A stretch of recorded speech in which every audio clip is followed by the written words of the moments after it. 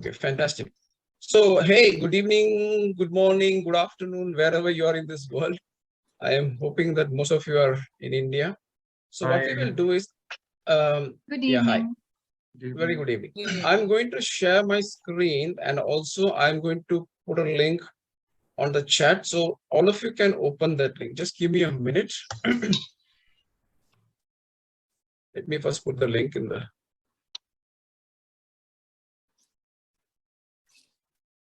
Okay, so I just put the link and then I'm going to share it.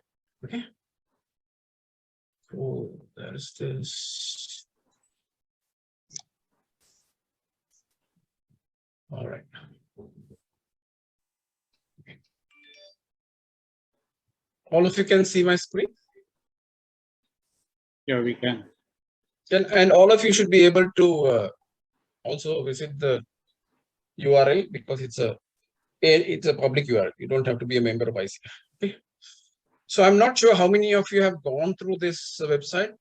Some of you may have, some of you may not have. So this is the ICF core competencies. Yeah. So let's spend a few minutes, maybe for about 20 minutes or so.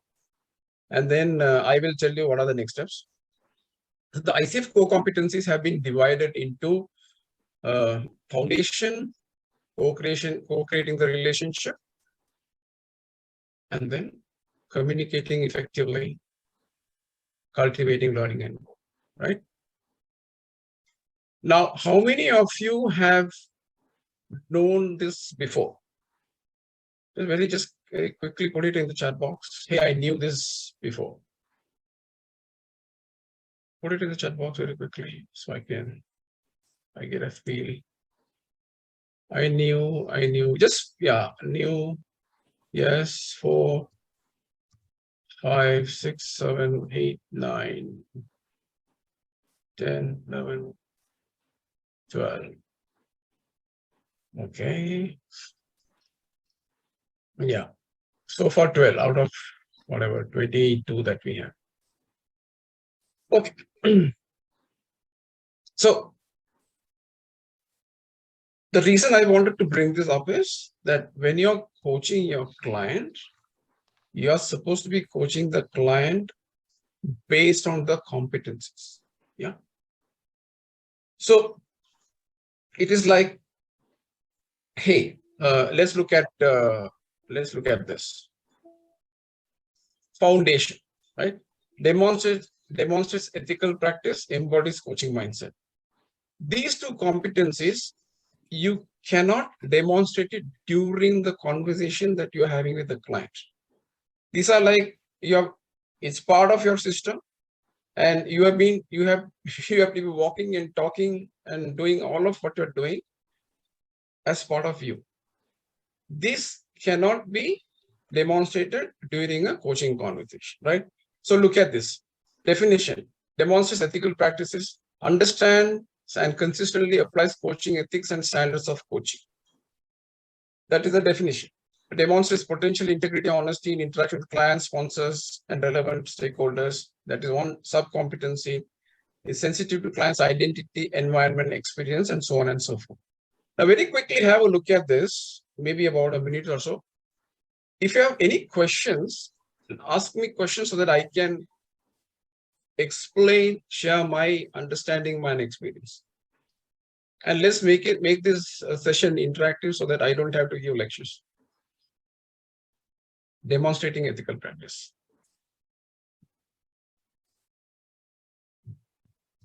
Anything that you have not understood.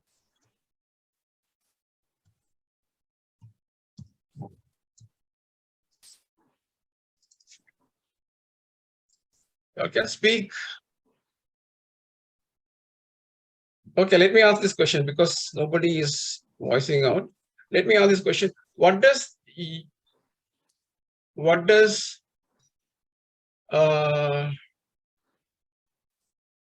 is sensitive to clients' identity, environment, experiences, values, and beliefs mean? What is your understanding?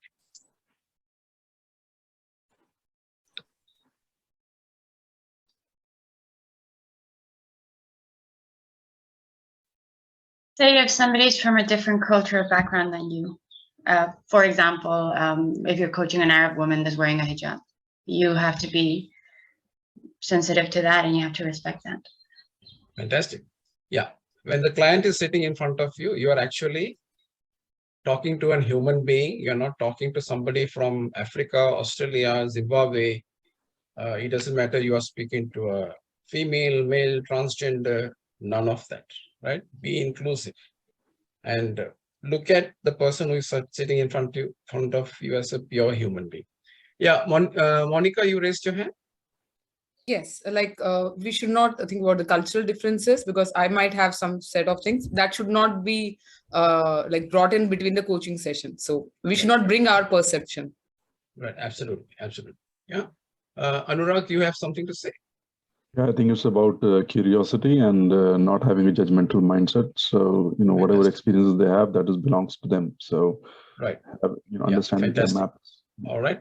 Yeah. So when you ask, if you sense there is a certain type of value that the client is holding for themselves, if there is a value misalignment between you and the client, then you are not supposed to be judging the client based on your values. Yeah, so just to give an idea.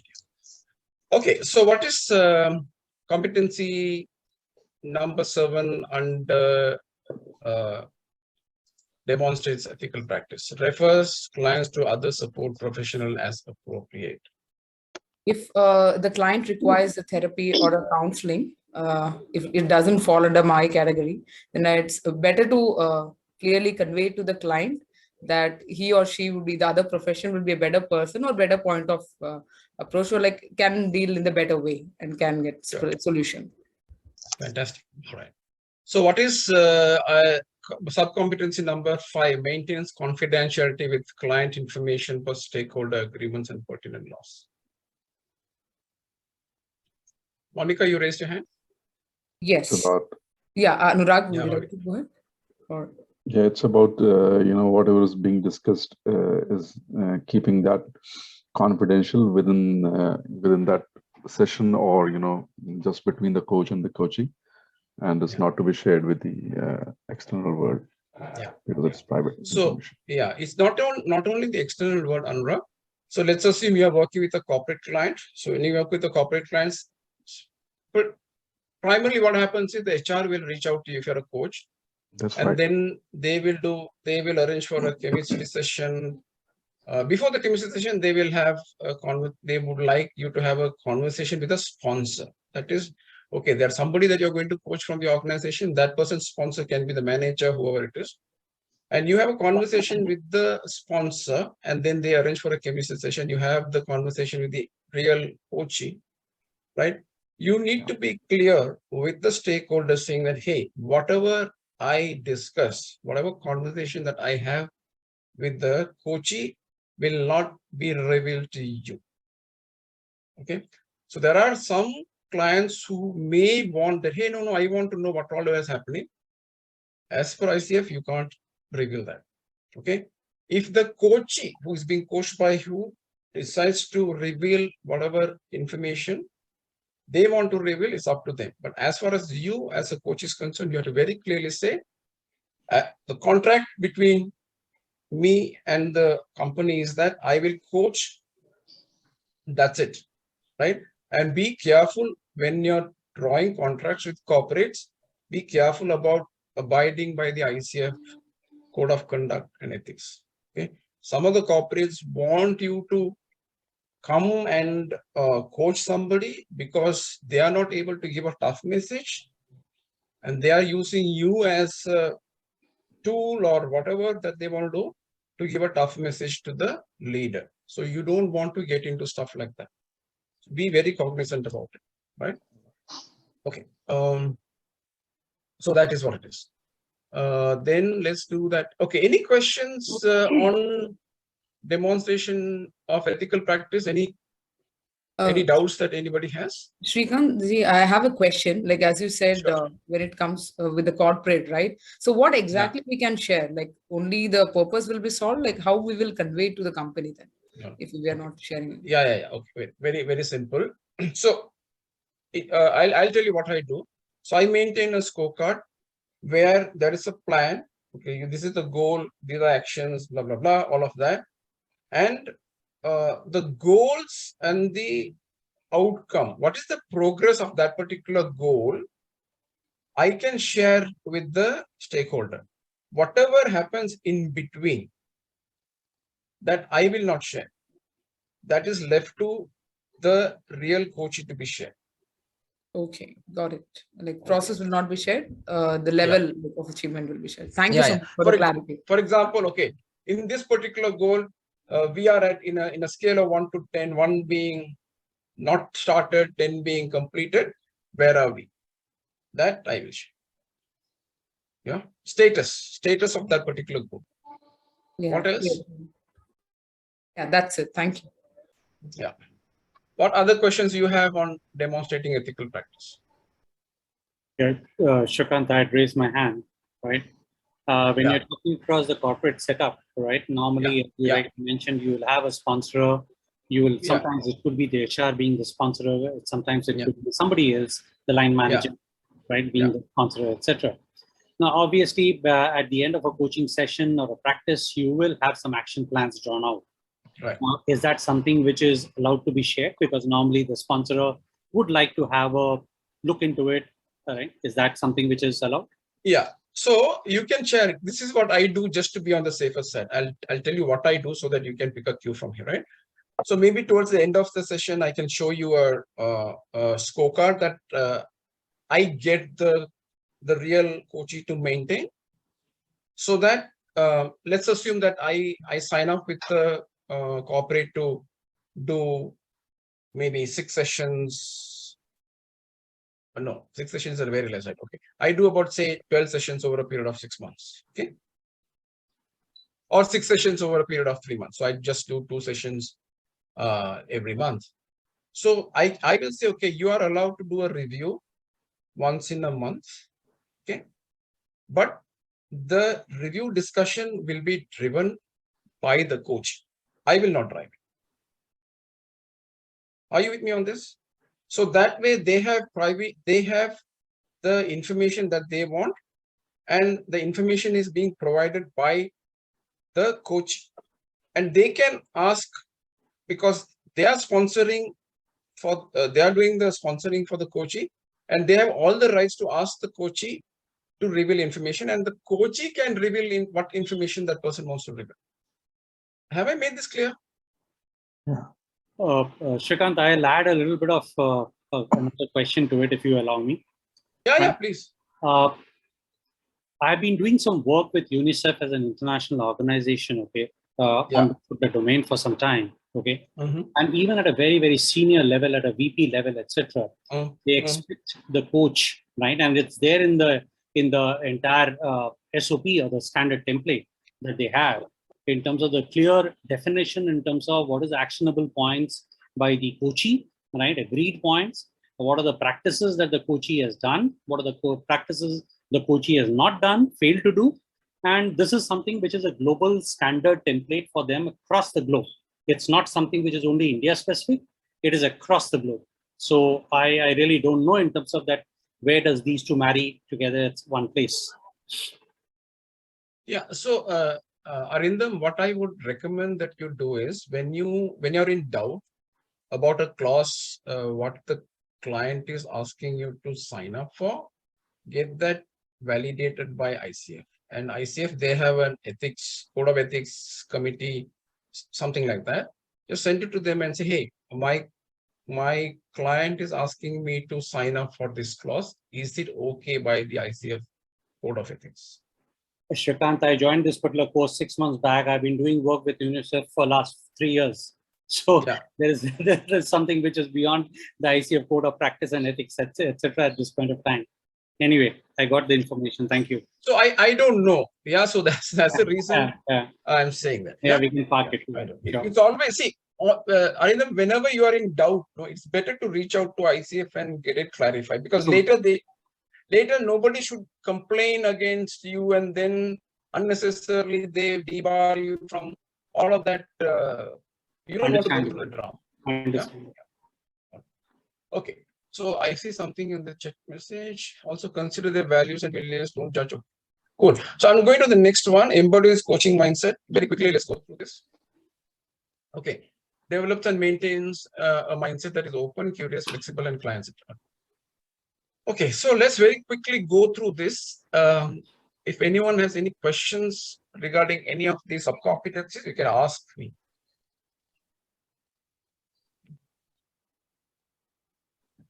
I have a question, Shrikant, which is related to curiosity. So I'm still struggling with this part, that how to be curious when it comes to a coaching session, or how to develop that muscle. That's a good question.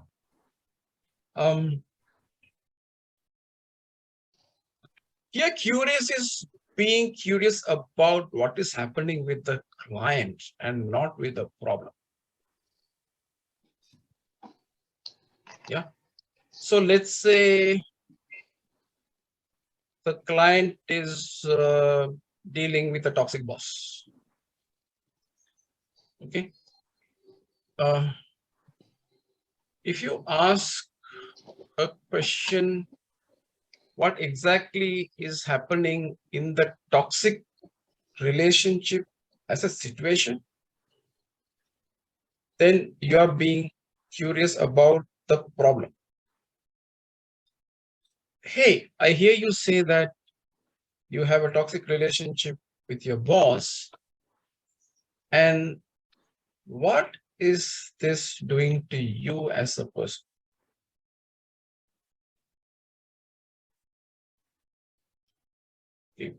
What feelings are you going through because of this relationship? How is this toxic relationship impacting your other areas of life?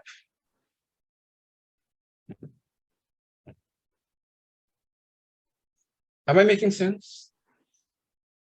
Yeah. Yes, yes. Yes. There is difference between the two thinking. Yeah, all right. Okay, so let me ask this question. Mentally and emotionally prepare for sessions. Okay, it's a good one. What do you understand by that? Like not to carry our emotions or like our I would say the experience in the current situation into the coaching session, like taking time for preparation 15-20 minutes before the session and getting on a calm and good mindset. That will help us and clients. So, and not bringing our emotion, like whatever might have happened before the session, it should not be part of the coaching. Good one. Simi, I see you raising your hands to me. Yes, Shrikant, I feel, this embodies a coaching mindset. This competency per se is something that carries everything about the coaching thing. And in this, mentally and emotionally preparing for session for me means being that I choose to be aware about myself before I go into the session. And I am free from all the things that there could be 1,000 things going on with me at that point of time. But before I enter the session, I should be prepared and I should go as an empty slate into it. This is what I would say. Fantastic. Fantastic. You may also be in situation, especially if you're doing back-to-back coaching conversation, you had a conversation with a particular client, which was emotionally draining for you. So when you get out of it, make sure that you empty all the emotions, you ground yourself.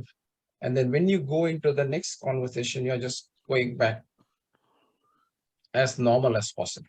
But if you carry those burdens, mental burdens and emotional burdens, that will show up in your next session. You don't want to do that.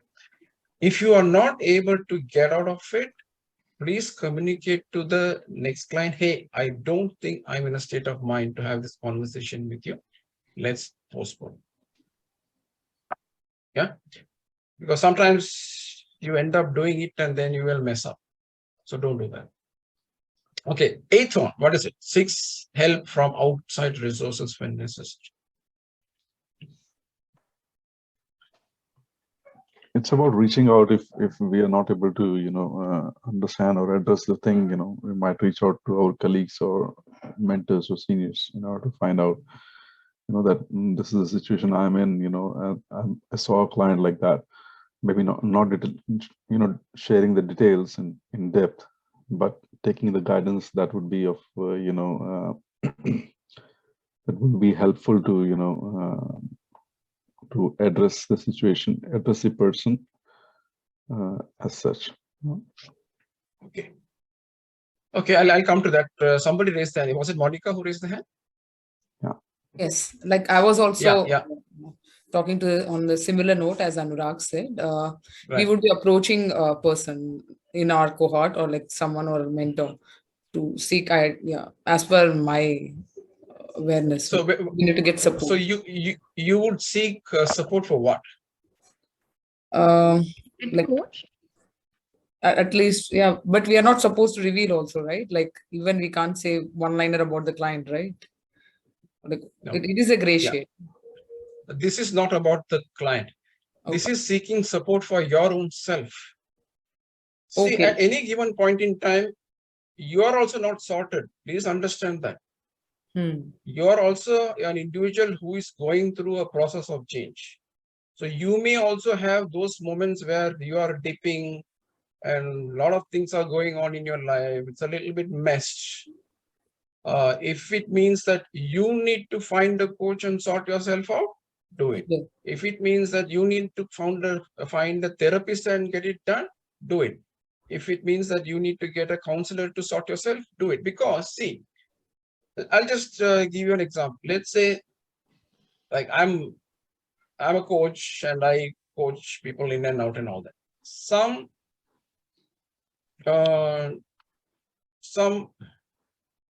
Something happens in my family, or I lost a friend who a very close friend for 30-40 years, right? Do you think that loss is going to create an impact in my emotional state and mental state? Of course, yes, right? Yes. Last year, the second wave, I lost 3 of my friends, one after the other, in a gap of 2 weeks. And these friends that I studied with them in college, I know them for like some 30 years. When such a thing happens, do you think I will be in a stable mental state and emotional state? No. It's impossible, right? So I need to be sure that I am getting that help to sort myself, right? That's why I always tell people who are in this coaching profession, if you want to coach and if you want to be a good coach, you have to work with a coach. Otherwise, it's not happening. Yeah. So that is it. Yeah, somebody else also put up their hands. Thank you so much. Yeah. Sir, it was me. I was going to say the same thing, that getting coached, taking help whenever needed, just to keep yourselves in the right space. Yeah, fantastic. All right. Okay, cool. So that is sorted. So let me come to this one. Establishing and maintaining relationship. Explains what coaching is and not, describes blah, blah, blah, that you know. In this, what is that you don't understand? Because this is a very important thing that I want to cover before I get into a demo. Because I am sensing there's a lack of understanding among a lot of learners on this particular thing. So I strongly feel that if you can get a good understanding of this competency, lot many other competencies will fall in place. So we'll spend about 5 minutes in this and then we'll go to the demo.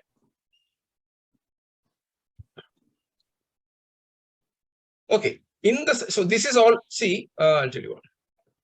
Up to 5, all of it happens outside the coaching session, right? Explain what coaching is and not, and describe the process relevant to stakeholders, reaches agreement about what is in, not, blah, blah, blah, reaches agreement about the guidelines. All of that happens outside the session. Now, from here, 6 onwards happens inside the session, right? Partners with the client to identify or reconfirm what they want to accomplish in the session. Partners with the client to define what the client believes that they need to address or resolve. Partners with the client to define the measures of success.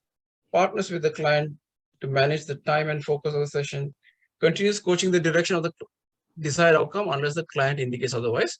Partner with the client to end the coaching relationship. Okay. I'll just give a small example so that you get to understand, right?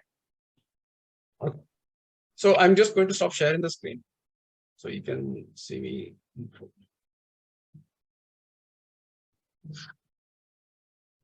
Okay, so let's assume client comes to you, client is here. Okay, this is where the client is right.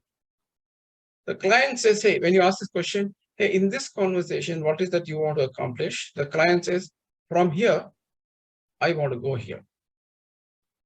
Okay, this is where the client is. This is where the client wants to go. So client says the client wants to go here, ask clarifying questions and get a confirmation that client actually wants to go here and not here. Okay, so that clarification, exploration, and then getting confirmation from the client saying that I want to go here. Okay, that confirm. Just because you ask the question, what is that you want to discuss?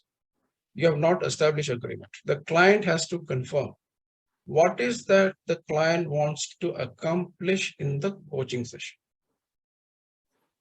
Okay, got it? You got that? Right. Now, so you are here now, you want to go here. How would you know by end of this session, from here, you're gone here? That is your measure of success, right? Or how do you know you're making progress? You may not reach here by end of the session, but how do you know you're making progress? How do you know, right? So you need to have evidence that you have reached the session goal, or you need to have indicators that you're progressing towards the session. One of them. One of them. Okay. So just because you are, say, by end of this conversation, how would you know that you got what you want? Your 3.2 doesn't get complete. The client has to confirm. Okay. I'm just calling 3.2 just for you to remember. Okay. Now, so you are here. You want to go here, right? From here, if you go here, how will life change for you? What is the significance of you going from here? So I'm just asking how life change for you. You can also ask a question. What is it making so important for you to go from here to here? You need to ask a question in a way that you are expanding the client's thinking. What is making it important for you to move from here to here? Yeah. And if you ask a question like, how important is this? The obvious answer that person is going to give is very important. So avoid asking questions for which you already know the answer. Avoid asking questions for which the client already knows the answer. They are obvious. Okay. Now, what is the next one? 3.4. 3.4 can be addressed in two ways. One is, here, you're here. You want to go here. So far, what has held you back? You know you want to go here. What is that held you back from going here? So that we can focus and figure out a way to overcome that. Or what is within you, strengths, beliefs, whatever, can help you to overcome the obstacles in the way and get you here. Did you understand? You want to go from here to here. What is holding you back that we need to focus and resolve? Or what obstacles which are there with your inner strengths, beliefs, whatever that you have in you, can help you to overcome these obstacles and go here. Okay. Now, so we will focus on this. So far, if you have an understanding of that, we'll do this. We will do a demo for about 30-35 minutes. And then what we will do is, we will look at the competencies and also the PCC markers. So we will just switch between this and this so that you get an idea. Please remember, you're coaching the person who is sitting in front of you based on the competencies and not the markers. Markers are evidences or indicators saying that here you have demonstrated these competencies. Competencies are here. Markers are here. Okay. It is like you are studying for an exam to understand the subject. That is competencies. You are studying for the exam to crack the exam. That is, you are coaching for the markers. Just keep that in mind. All right. So with that, what we are going to do is, I've spoken to 4 people, just chemistry session types. Whoever is willing to be coached can put their hand up, and then we will do a 30 to 35 minutes experience. When I'm doing that, all the others should go muted, go off video. Others, this is what I'm expecting. I want you to make a note of everything is being spoken. What the client is saying, what I am saying, the kinds of questions. As much as possible, take notes. Okay. Take notes. So once that is done, the live coaching demo is over. We will get into breakout rooms. In the breakout rooms, you will keep the markers and go through the markers and also refer to the competencies. Right? Please remember, competencies are the most important things. Markers are indicators. Right? It's not the other way around. Competency, okay, this is the competency this person, the coach should have demonstrated. And this competency, which marker did it happen? Okay. So there are about 37 markers. You don't have to meet all the markers in all the conversations. Right? So sometimes you take pressure on you saying, okay, 37 markers are there. I need to ask at least 37 questions. No. You can have a 30 minutes conversation, ask 10 questions, and pretty much cover 70 to 80% of the markers. Okay. So 37 markers, you don't have to meet all the markers. Okay, these are new competencies. Older competencies, we had 47 markers. Under each competency, there were minimum markers that you should have met under each competencies for different levels, ACC, PCC, and MCC. And then cumulatively, you should have met some score, right? So for example, just example, competency 3, 3.1, 3.2, 3.3, 3.4. In a coaching conversation, you don't have to meet all the marks, okay?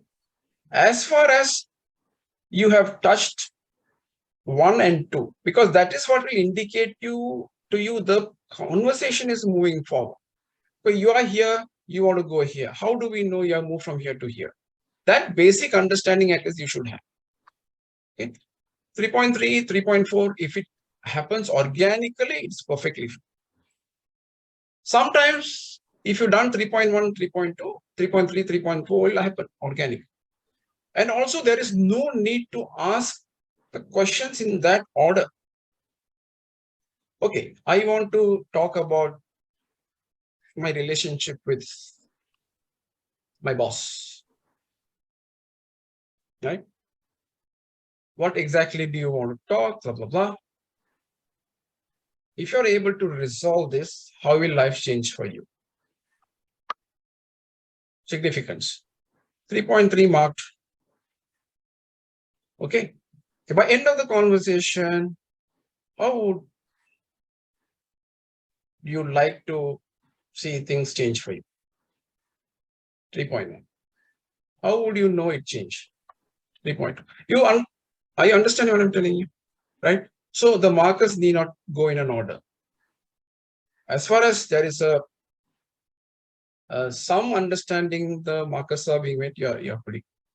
Okay. Okay. So anyway, when we do this demo, you will understand. Also, I wanted to keep in mind that there is no conversation called as a perfect conversation. No conversation, right? Every conversation, if ICF or whoever decides to assess, every conversation will have a room for improvement. Every conversation. Okay. So you may get through the assessment of a PCC evaluation and you still will get feedback saying that, hey, these are areas, some areas that you could have done better.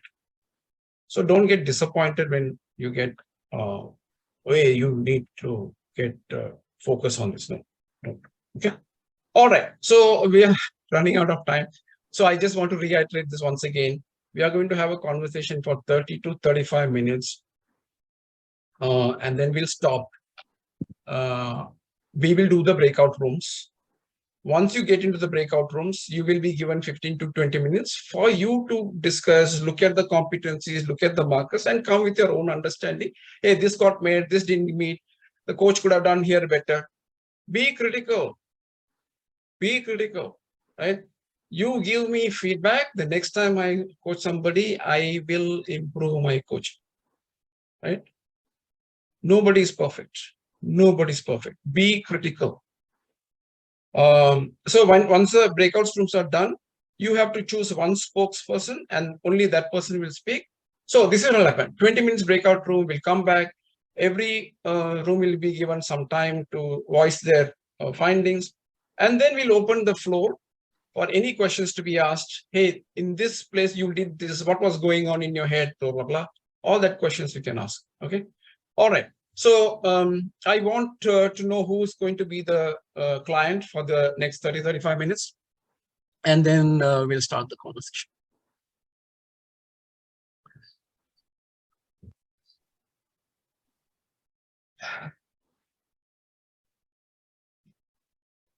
Let me see who all are there first. 29 people. I want to see all of you on the screen so that I can, okay, 1, 2, 3, 4, 5. Some people are not there. Okay. Junaid. Okay. So we have Junaid inside the car, so I can't coach Junaid. Who else is there? Where is Anil? Okay, Anil is there. Yeah. Anil, I had a short conversation. Who else is there? Nidhi was also there. Where is Nidhi? I can't see her on the screen. Okay, Nidhi is there. Who else? I spoke to Krishna Teja. Okay. Now, between the three of you, one of you have to put your hands in this. I am willing to put myself out there and be coached. Okay.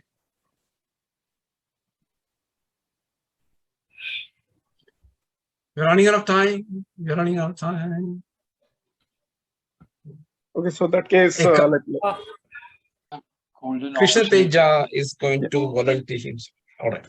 Okay, I would request all the others to go off video and mute yourself.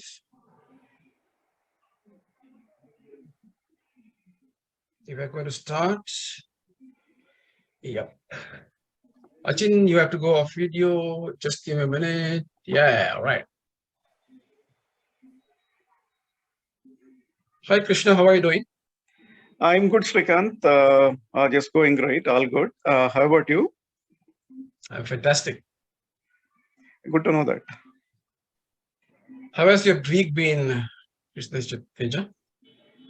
Okay, so everything was good. Today, I traveled to my native place because tomorrow my father is undergoing a cataract procedure. So I came to my native place. So I got a bit tired. So that is the reason even I'm basically suffering from running nose as well. So that's how it is going. Otherwise, work-wise and everything, it's pretty smooth. I hope you're in a good space to have this conversation. Yes, you're right.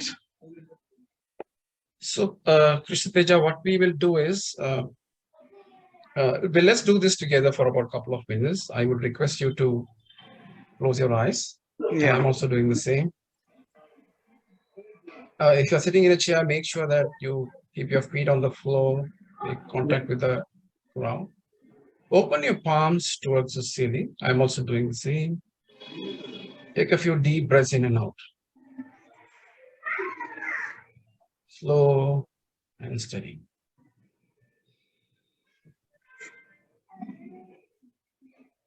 Let us breathe away anything which may come in the way of me being present completely for the next 30 minutes or so.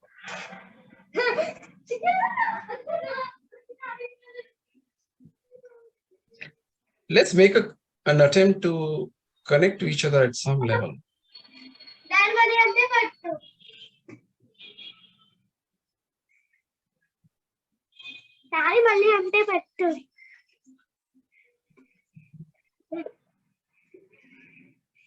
I want to let you know this conversation is going to remain within this room, being witnessed by so many people.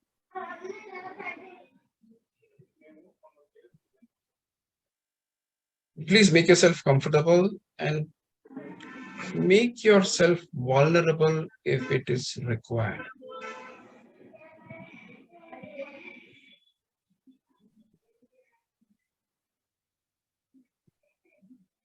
And I will support you through this conversation with unconditional support, with no judgment.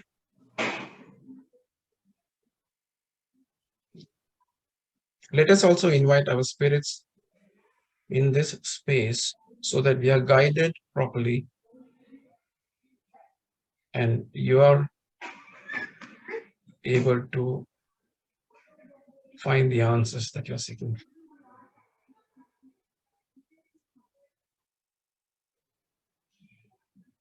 Take a few more deep breaths in and out. When you're ready, you can slowly open your eyes.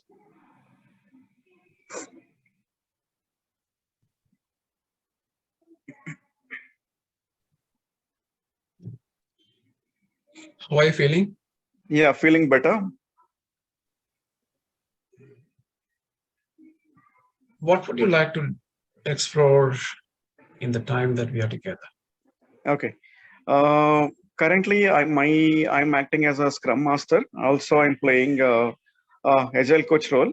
I mean, not as a role-wise Agile Coach, but I'm actually playing responsibilities of Agile Coach as well, apart from my designated role. Recent past, I had a conversation with my reporting manager, where because I'm a lead Scrum Master, so which is a top position when it comes to my path in Scrum Master path. So he offered two next levels going forward. One as an Agile coach, two as a product owner. So he proposed two roles. But he pointed one more thing. Agile coach, I don't have to be learning anything extra because whatever I'm currently playing, he mentioned that is good enough to be in Agile coach role.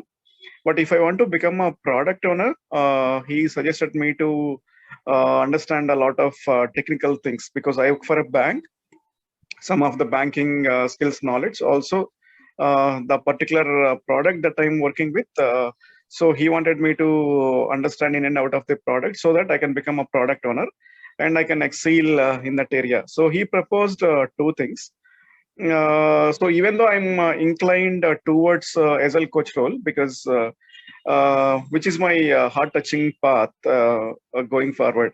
So, but looking at the current market and salaries, it's a pretty good for product owners. So I'm a bit confused because at the end of the month, after working for a month, right? So we would like to see a good increment in our salaries as well on year, on face to face, or something like that. So I'm a bit confused whether to be in Agile coach path or to go towards product owner path.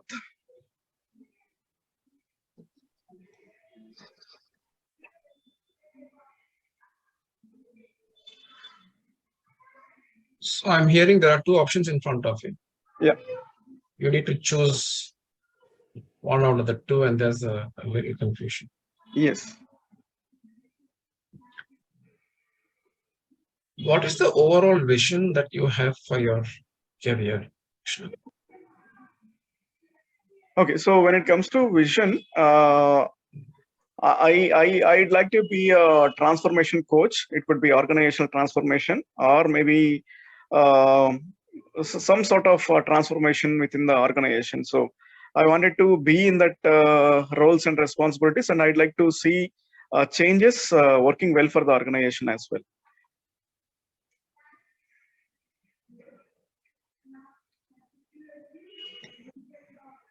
So if you become a transformational coach, how will life change for you? Could you please repeat, Srikant? I asked you, if you become a transformational coach, how will life change for you? Okay, so it would be, it would be definitely really good, because most of the organization now, they started moving towards agile organization from waterfall.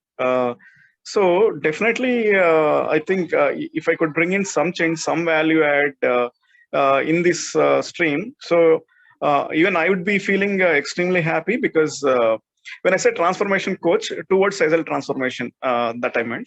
So if I could bring in some change, so even definitely organizations would be seeing a good profit. Also, I'd be happy for bringing the some change in the organization wherever I would be working for.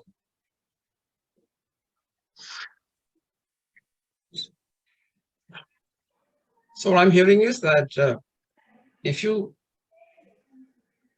help in bringing change in an organization that you are working for, it will make you feel happy. Definitely, yes. What else will give you happiness? One is a work-life balance. Work-life balance meaning after working for certain hours, may not be strict to 8 hours, maybe some extended stretchable hours. And definitely spending time with family and near and dears, spending time with them. So everything together would bring me happiness. Also, at the end of the month, after struggling, after working for a certain time, definitely salary also matters a lot to lead a good life. Also to meet responsibilities of family members and everything. So definitely, yes. So one is a work-life balance, and second thing is a salary.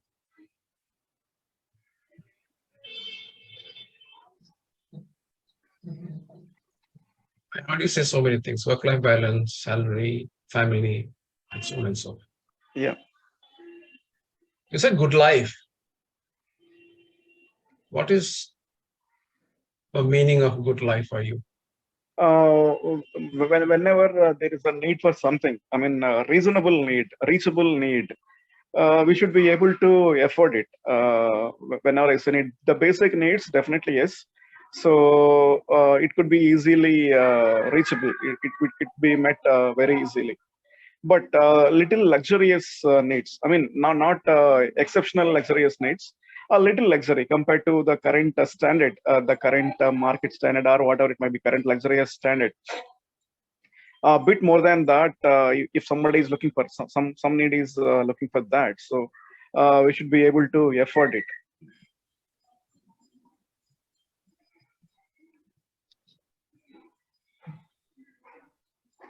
You also mentioned about work-life balance. Yes. Krishna. Yeah. And what does that mean to you?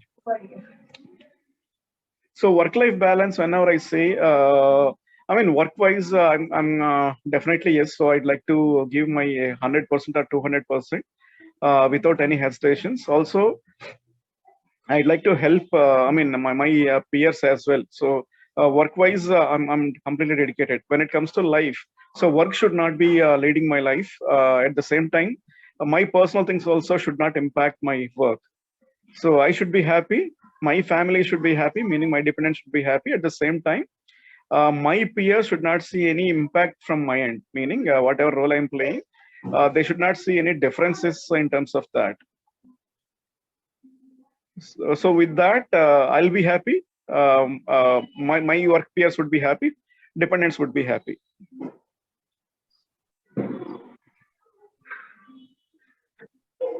I keep hearing this word happy, happy, happy so many times. As we speak right now, how happy are you?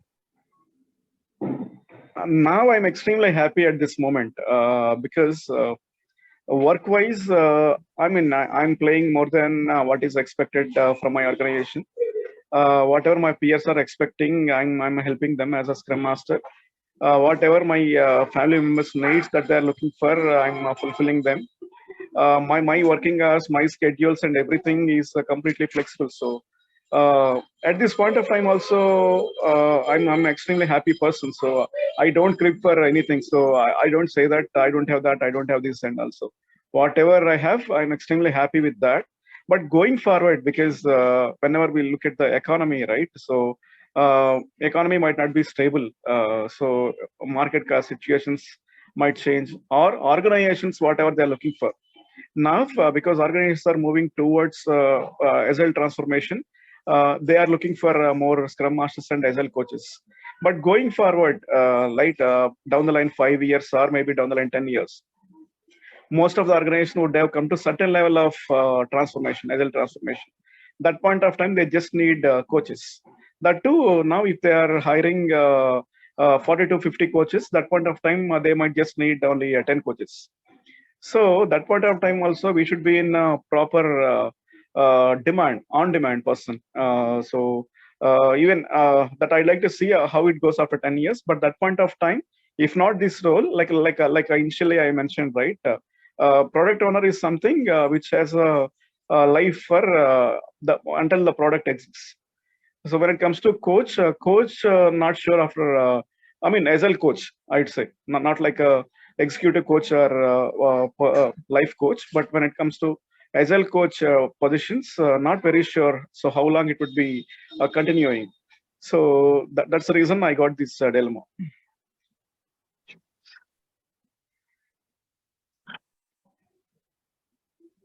When you started the conversation, you said there are two options in front of me. Yeah. I'm confused. And then we spoke about your life. You said, I'm happy, so on and so forth. Now you're talking about, hey, this is a dialogue. Okay. So I am sensing, I'm just going to play this back to you. And I want to know what you're sensing. There is a certain way in which that you want to see your life and career unfolding in front of you. And that is perhaps maybe not in alignment with some core values that you are holding to yourself. This is my sense. What is your sense?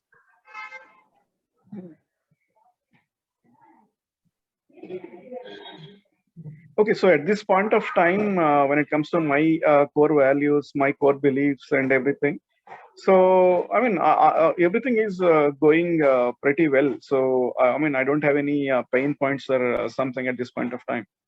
But when I look at the future, right? So future is really uncertain, right? So definitely. So I'd like to see my future is also secured with enough work-life balance, and happiness factor also should be there within me.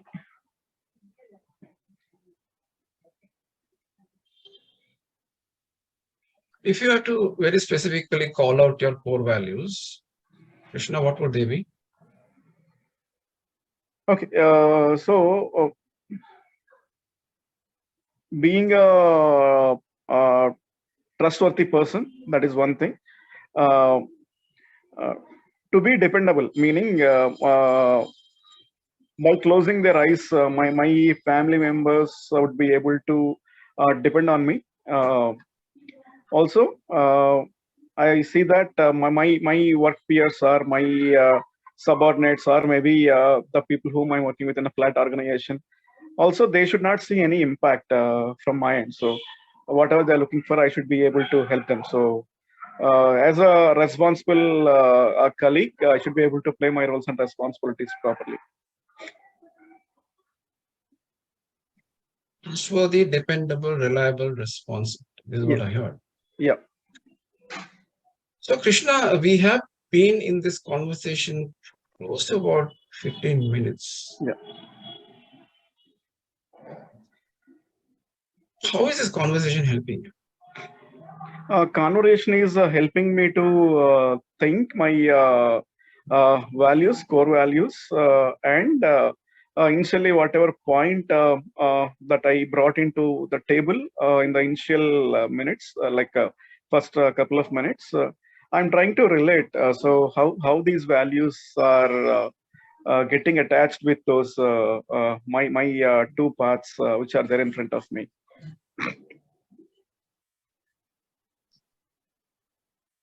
And sharing what you shared just now, what are you learning about yourself? Okay, so what I'm looking for as a person, so what are my wishes or needs? Also, how my core values are going to relate my two paths and also my wishes.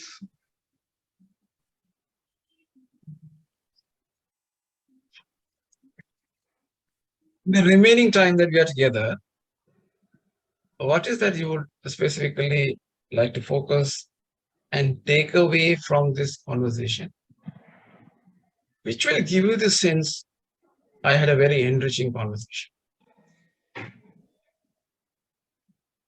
So I should be able to choose the correct path without impacting my core values or without impacting my wishes. So which would be helpful. So I'd like to take that path.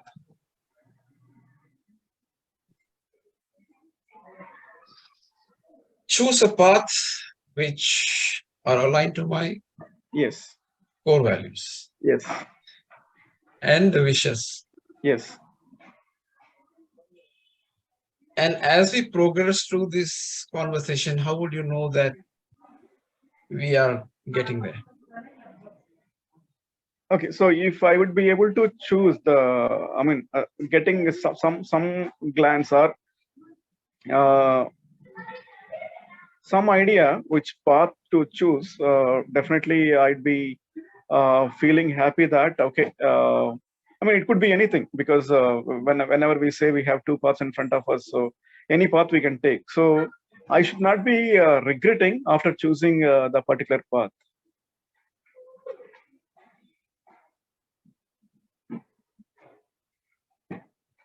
I should not be regretting after choosing the particular path. Yeah. How would you know that? That is with respect to career growth. Career growth. We cannot feel that immediately. It would take some good amount of time to see whether the path is a right path or right fit for me or not. Even though both paths would be flourishing very well, but whether that would be a right path for me or not. So I'd like to take a decision good in advance.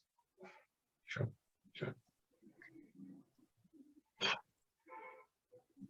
So Krishna, we spoke about your values, some of the things that you hold close to for yourself. I'm sure in your career, you have reached this far. You're working as an agile coach, whatever that you're doing in your role. There are certain strengths that have helped you to reach this place.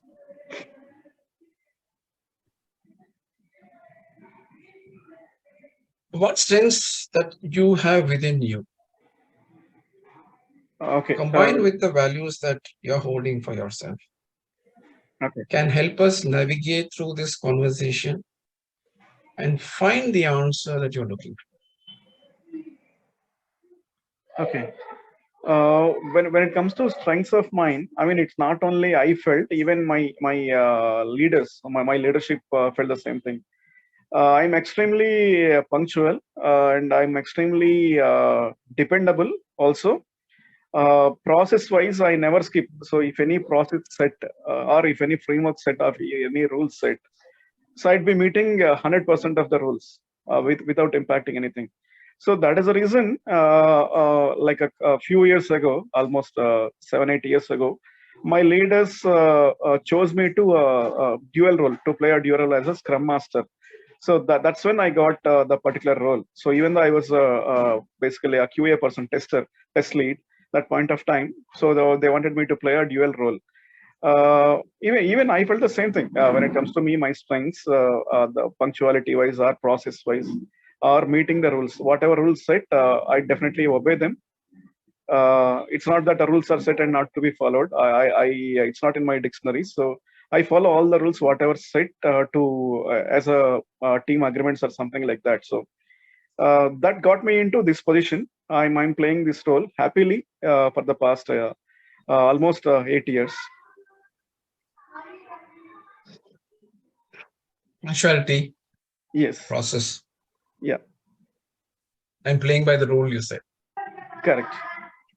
And how does that make you feel when you share this with me? I mean, I'll be extremely happy. I'm wholeheartedly whenever I say right, the smile and happiness comes from my heart.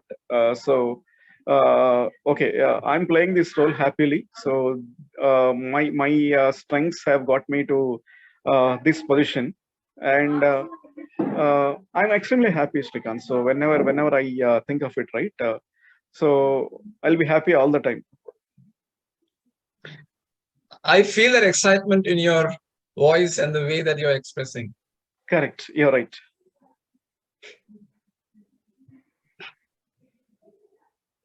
So we spoke about your values, we spoke about your strengths,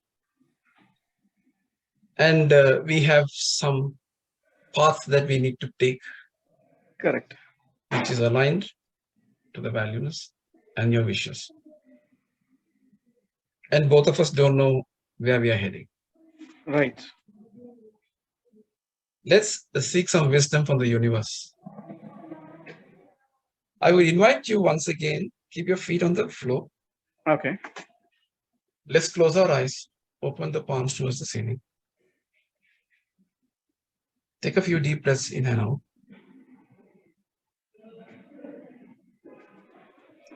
Whatever core values that you hold for yourself, bring any one of them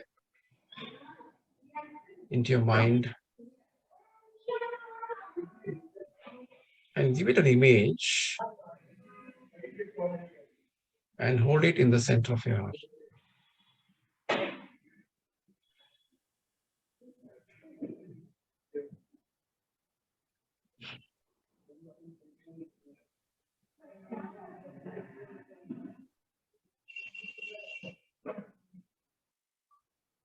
Now, start visualizing your ideal life.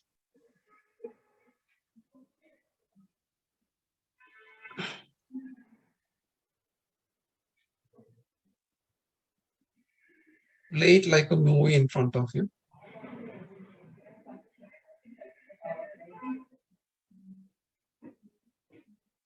Watch people around you. Watch yourself in the movie. Your colleagues, your friends, your family.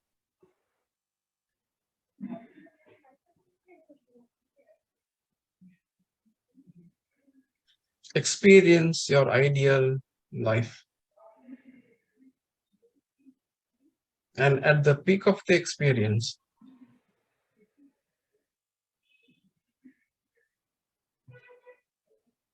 you connect your inner wisdom and ask this question.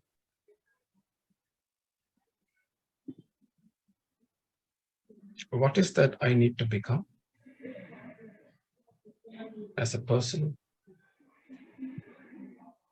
so that I can experience my ideal life?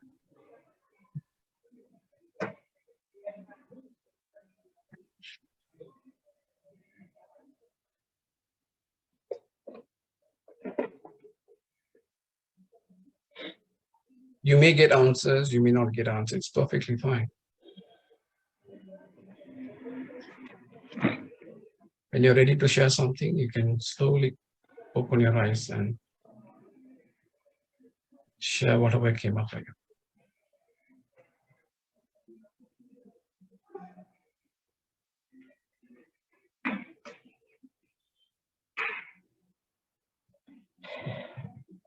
Okay, so during this thing, whatever came to my mind is looking at from last 3 years, especially 3 to 4 years, close to 3.5 years.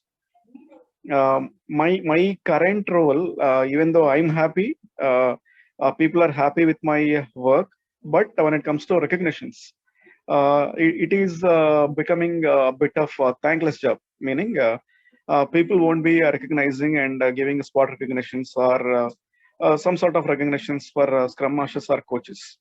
So it would always go to technical people. Even though they're appreciating on faces, or even though they're appreciating as a token of appreciation, official recognitions won't be reaching out the scrum masters and coaches. But I never felt that I haven't received any recognition, because whatever they speak to me, how they are seeking my help to support projects, that one itself is speaking out. So how important I am in the particular role. So, but still, I never felt that I haven't received any recognition, but I always feel happy for the role that I'm playing. Um during our last couple of minutes exercise, even though the technical role keeps me busy all the time, but slowly, I mean, whatever realization that I got in a recent exercise, so I felt that even coach position, even though it is a thankless job, but if it is a product owner job, the even though the role is flourishing for a very long time until the product exists, but people would recognize all the time. So it would be recognized all the time. But still, when it comes to coach position, by closing my eyes, by the time I hit my bed, I'll be always happy. The happiness won't be changing within me.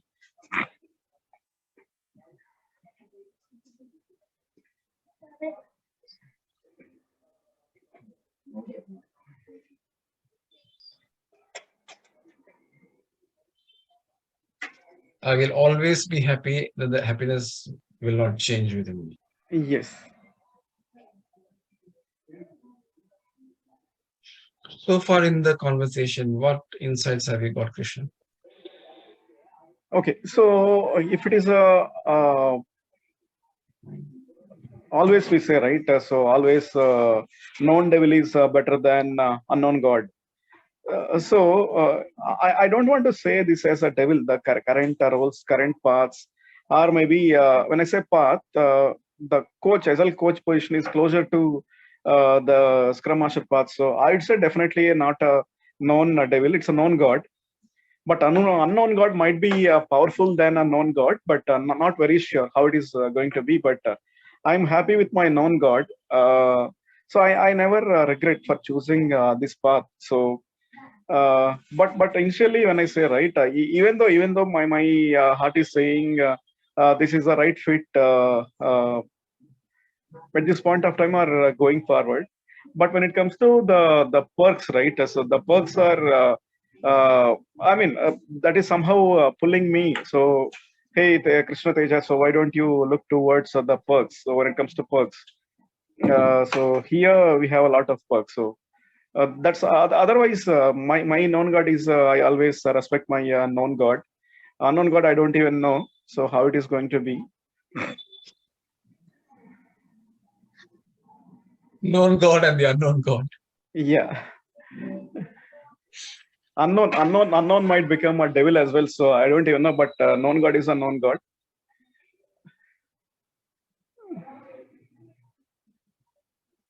So between the known God and the unknown God, where are you? So my pocket is saying to choose unknown God, but my heart is saying unknown God.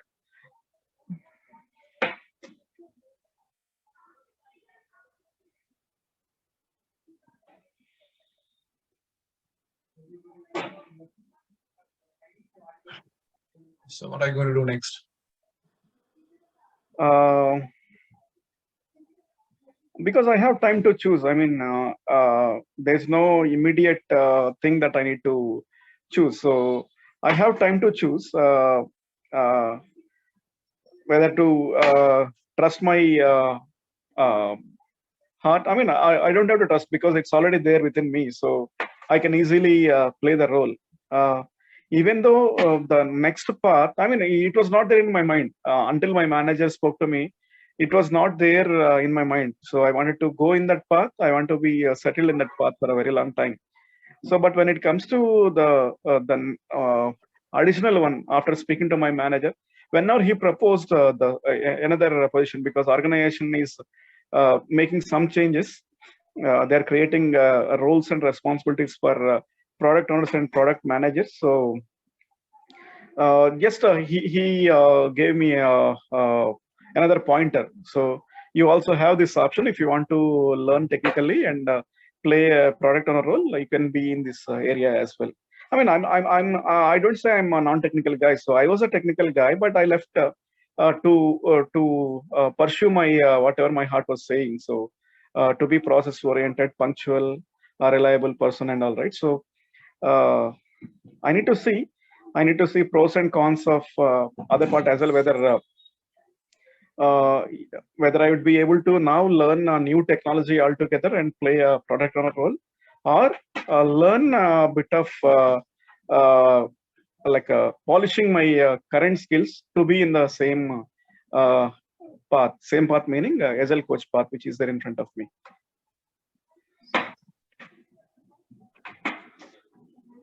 So when you walk out of this conversation, if you have to take one action and implement, what would that be?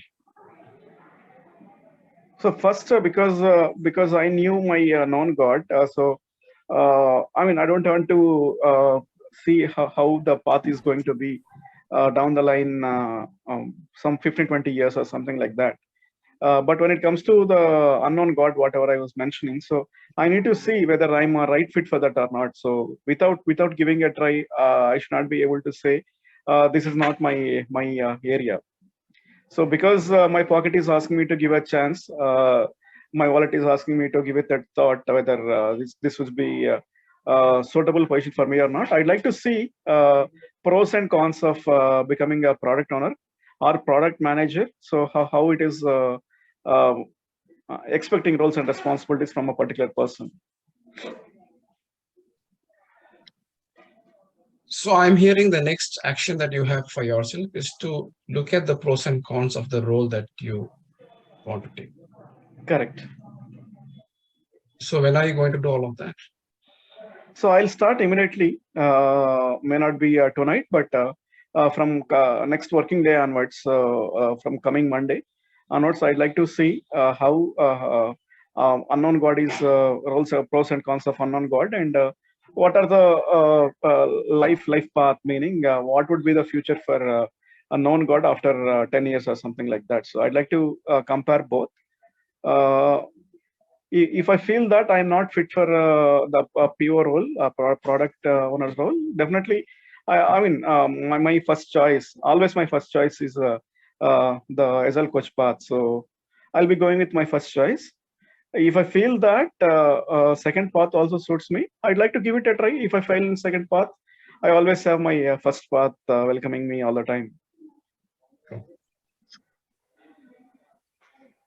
So Krishna, we are pretty much running against time. From where we started, where we want to get, how are you placed? Oh, I got some clarity. Initially, even I was keeping dilemma within me. So now I got some clarity after choosing the expectations from the second path. So I'd like to explore on that. So without giving a try, like I mentioned, right? Without giving a try, I might not be able to say. So I'm in the right direction. So now I'd like to go and start looking into the expectations and see whether I'm a right fit for her or not. So I have a sense that we have pretty much there as far as what is that you want to take away. If you have to summarize the entire conversation for yourself and close this conversation, how would you like to do? Okay, I came with a dilemma. I started this conversation saying I had I have two paths in front of me, career progression wise. Initially, I was in confusion state. Before I spoke to my manager, there was no confusion, but after speaking to my manager, the confusion came to me. The confusion started. So which path would be right fit? So there could be multiple perks. So after playing a role, so there could be multiple perks. So perks are decent in path 1. Perks are extremely well in path 2. Because looking at the perks, looking at the wishes, looking at the needs, looking at my values, beliefs, and other things, right? So now I'd like to correlate. So by keeping all these things, so which path would be right fit?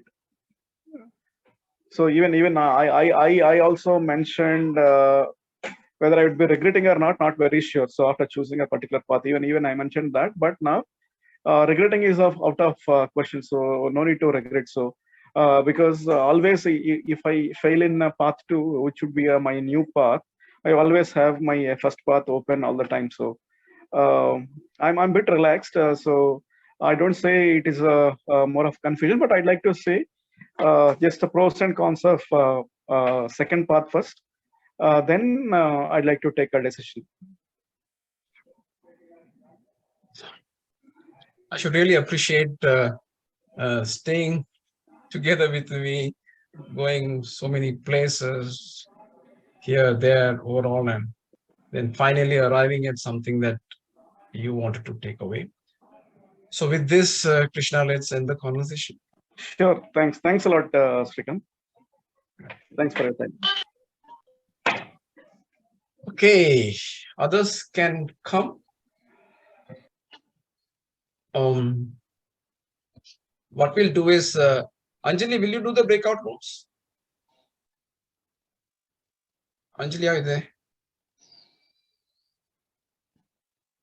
Yeah, Anjali, if you can break out 5 people in one room.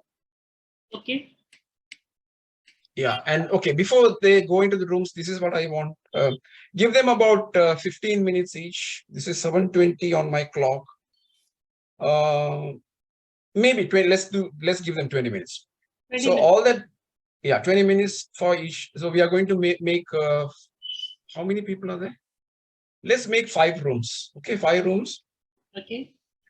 20 minutes each. All of you have to do is you look at your ICF competencies and then the markers. Okay, so look at the competencies markers, and in the rooms you assess for yourself. Hey, this was met, this was met, this was met, this was not met. Right? We'll do that. You will have your own reasoning. You'll say, okay, this question was stupid. This question could have been asked this way. Be critical. And choose a spokesperson from each room. When you come back, we will give you a few minutes for each room to share your findings. So we are back. Yes. How many breakout rooms, Anjali? 5, right? 5. Yeah, so we can maybe give about 4 minutes to 5 minutes for each breakout room, and then you all can share whatever that you observed. Please remember, the feedback is for the coach and not for the coach.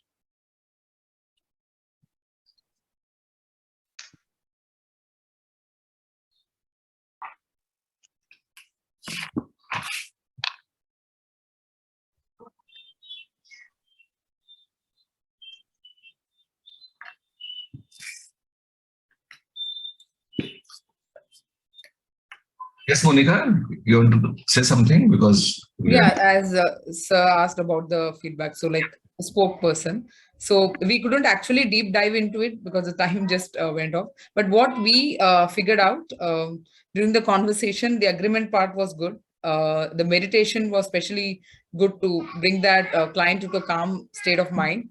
What we felt like, he said that his father is about to get operated for cataract the next day. So it was somewhere not acknowledged. That's what we felt, the emotional connect. And the maintained presence was amazing. Listening actively was good. Empathizing and building a relationship with the client was good. But somehow we felt halfway through it was like just going around. It was not moving, but the exploration was there. But as we could sense, it cannot be completed in a single session, what we felt. The client exploration 7, evoking awareness was there. So he compared the strengths and core values. As we cannot judge a coachee, right? But we felt as an observer, like that were some preconceived like decisions made, what the audience felt. Not as a coach, we are saying, like as an audience, what we felt. But yeah, we agree, like we are not supposed to share it, but at certain point of time we felt like it is not moving forward. The exploration was done amazing, but somehow it was not working, what we felt. So that is the observation. And the shift in energy was acknowledged by the coach. That was good. And the strengths, addressing the strengths was good. So yes, we missed out on time. So it's like. Next group, guys. Can we have from group 3? Yes. Yeah. Go ahead. Thank you. So around 38 point couple of seconds, 38 minutes of session. First of all, we saw 2 visualizations we saw, and the first one is good. The second one was powerful. Our understanding is the second one gave a lot of awareness and reflection back into Krishna Teja, helping him to come back to his shape. So, so we felt that this is very well placed. Where we had a challenge in our group is to understand how does this second visualization fit in the ICF competency, because I think the entire discussion is hovering around that. So we were not sure. We would love to have that feedback from Shri, so that we know how to place if such things come. Because to us it looked that gave a door. When whatever Monica was saying, we also felt sometime a similar way. I think the second visualization gave a clear route out of that scenario. So it helped. And a lot of, in terms of awareness and other competencies, we saw them in place. We had one more point to observe. That was, I think the agreement took time, of course, considering the number of, the kind of complexities brought on the table. When we are not very sure when Kochi was also how much into it. So it took around 18 minutes or so. This is just an observation, if we can say. One more is there were a lot of good pauses and a lot of short pauses. That means pauses were a little less at some point of time, which we felt. Somewhere there was a point saying, make yourself vulnerable. We are not very sure. We were deliberating, but couldn't conclude saying whether this is suggestive or not suggestive. So we were not sure of that. And again, I am sensing this is what it is. Whether you are sensing the Krishna decline, saying no, but we understand that is again a reflection, so it is all right. And just 1 second. A lot of powerful questions, a lot of reflection, and agreement though took time. It was done well, and that is what is in summary. We do not want to bring in any other point at this stage, and also apparently the facial expression of Krishna gave a feeling that he didn't have any aha moment as such, or his awareness was of a very high level that we couldn't make out. So this is all in a nutshell. I'm not sure how it is landing up to all of you, but since there were so many things to put together, I think this is all we could do comprehensively amongst us. And it was, thank you so much for both of you to give us an opportunity to share it out well.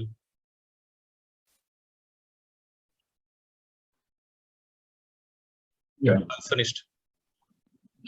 Next one, please. wants to go ahead.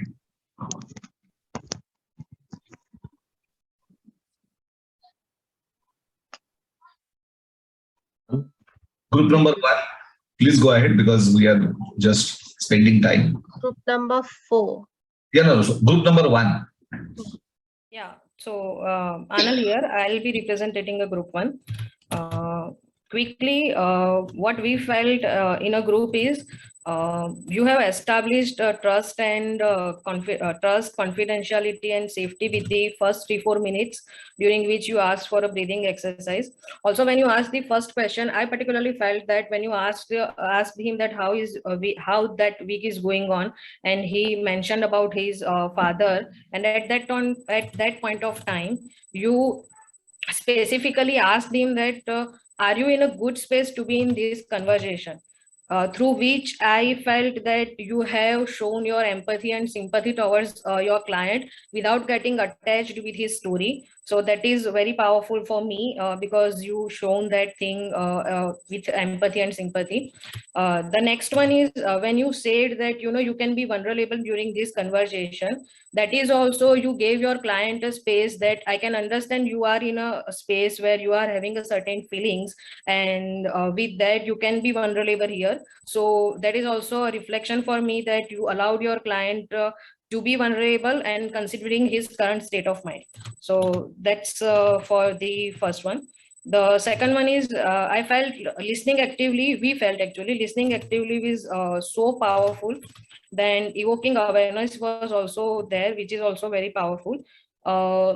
We are having questions, so I don't want to cover that all those competencies get covered, but we want to ask you a question. So if you allow, I can ask those questions to you surrounded. Yeah. So when you go through that second exercise, before that, the conversation was not moving in terms of getting clarity or something, and then I wanted to know that why you choose to go through with that exercise. After that breathing exercise, the second time, he, for the first time and for the only time in the conversation, he mentioned some pain points, like the words are really on the face value only. Then he felt in terms of missing in terms of appreciation and etc. But those are particular words which he mentioned. So as a coach, why don't you not tap on those points at that time? That is one thing which I wanted to ask. The second question is related to about this only, that how as a coach you decided about the layers, that how deep you are gonna go in this session or not. And that was the first question. Yeah, I'll ask all the questions together, or should I go one by one? No, I'll respond to that question. See, so it is easy for somebody to make themselves vulnerable in a one-on-one setting, right? When they are being observed, I also don't want to open the wounds. It can become very embarrassing for them, right? So I sensed there could be, so this is a sense, right? It may be true, it may be false, I don't know. I sense that there are people watching and there is background, his kid is moving around. His presence was not there 100%, right? When his presence is not there, I cannot take him deeper.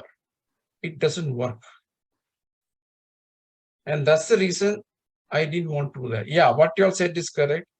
There was a point in time that the conversation was not moving because I sensed that there are certain information that he was not willing to put out there. I don't know for what reason. Maybe people are watching on it. In a one-on-one setting, it could have been easy.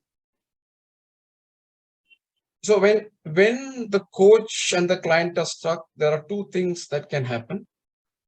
Coach can stop and ask, hey, I don't think we are moving in this. What is happening? I can ask that question, right? But I didn't feel that I was stuck. I didn't feel we were stuck. We were still exploring. And if you look at the session goal, he said, I want clarity. And when I asked him, how would you know? He also didn't have, right? So it's a vague thing. Yeah. So when you as a coach and the client don't know, it is better to pause and then go through a visualization process. So because visualization is very powerful, I don't know, because the client knows what is live, what he wants to visualize. I have no idea. Okay, so that's the reason to visualization process. To respond to Sandeep, I already put a link about the visualizations there in ICF. Visualization is acceptable if it is done the proper way. Yeah. So both my MCC conversations, I use visualization. And just to answer Sandeep's thing, hey, it's a 30 minutes conversation, you took 18 minutes. ICF never said that you should take this much time to establish agreement. Okay. Thumb rule is if you're having a 30 minutes conversation, do it in 10 minutes. That's a thumb rule. ICF has never said anywhere establishing agreement has to happen in 1/3 of the time. No. You take as much time as you want to establish agreement. In this room, I can't bring out the name. On an OCS thing, I did a live demo. It took 25 minutes for us to establish agreement because 3.1 got nailed. When I went to 3.2, it got shifted. 3.1 got changed. Then 3.2, I want to nail. It didn't happen because it got shifted. It went to 3.1. By the time we got to 3.2, it was 25 minutes. Okay.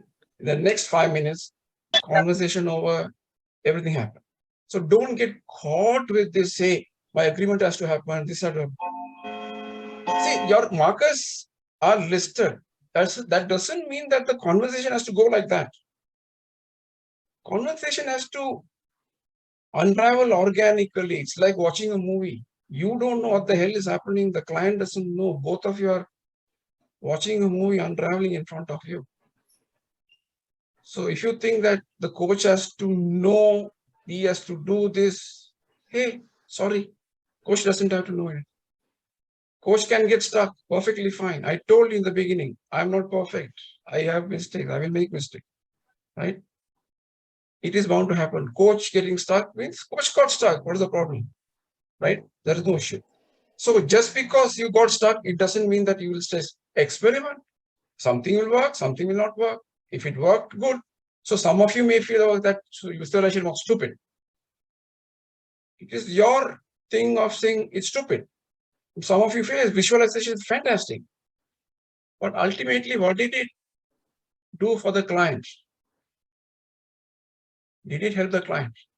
That's all is important. Okay. Did I answer the question, Hemant? Yes, yes. Okay. What's the next question? I'm from group 1. Can I add one thing here? Yeah. So I think completely agree, because last time I volunteered with Meghna, and when I was listening to my own voice, I felt in a group setting, I was not able to be 100% honest because there were so many people watching. And I'm also happy to say that the conversation you're mentioning, which took 25 minutes, I think it was with me. And it did take us 25 minutes just to establish what the real issue is. So on both the points, I'm happy to say that.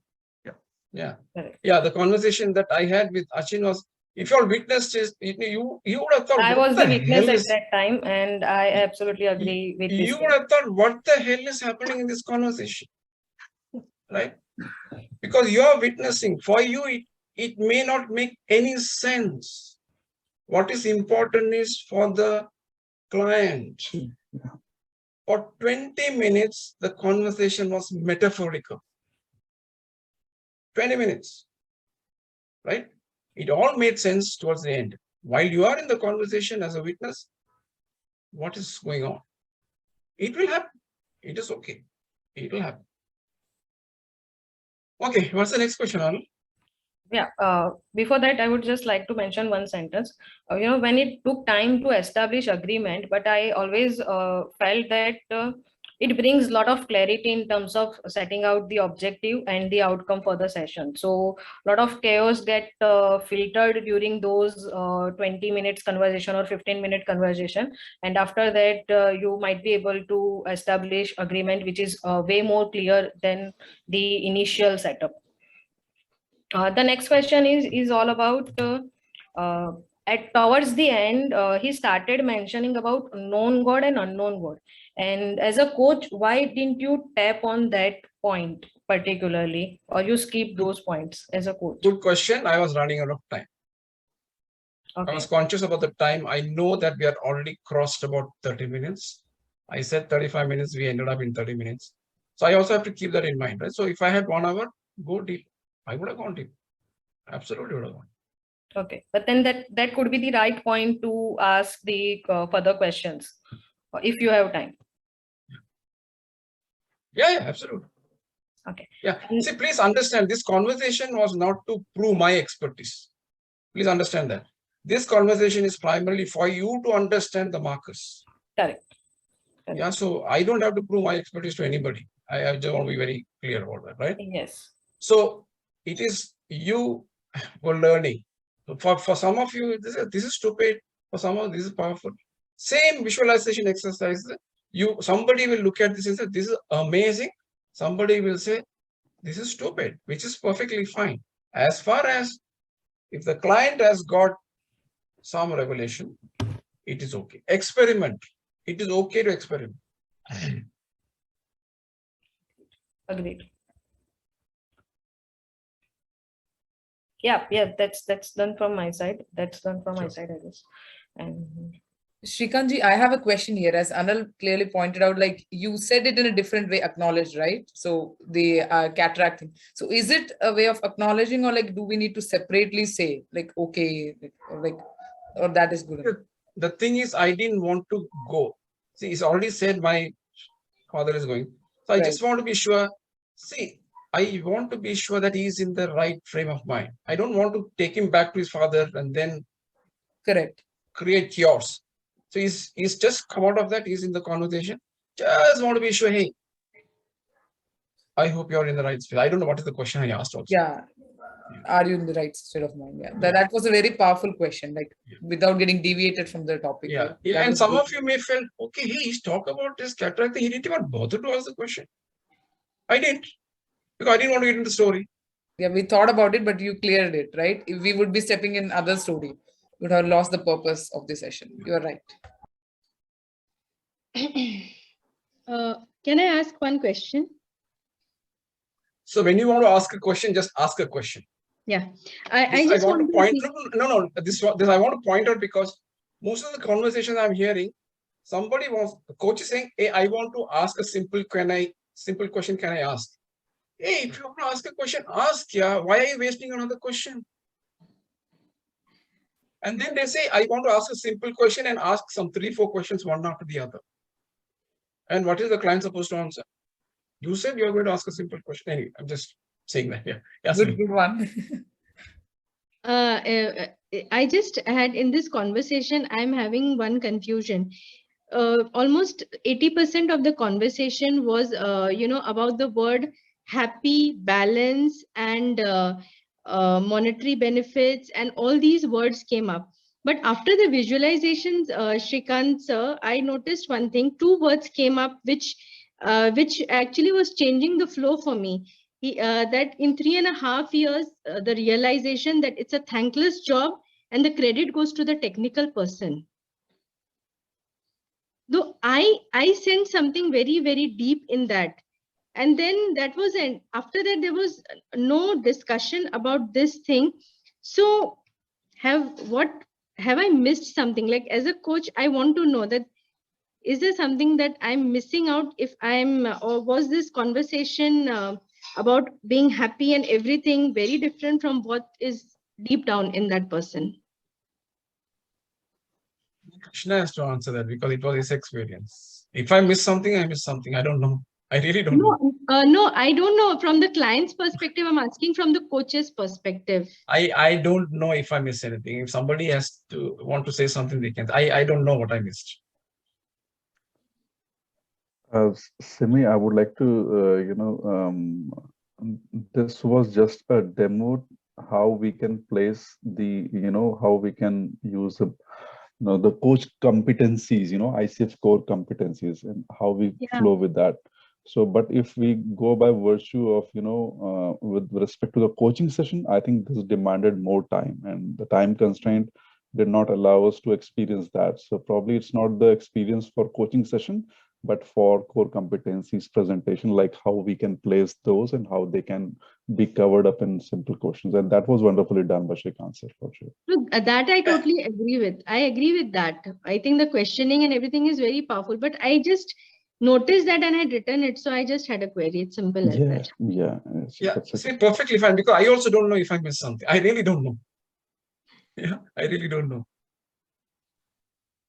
Yes. Group number 2, please.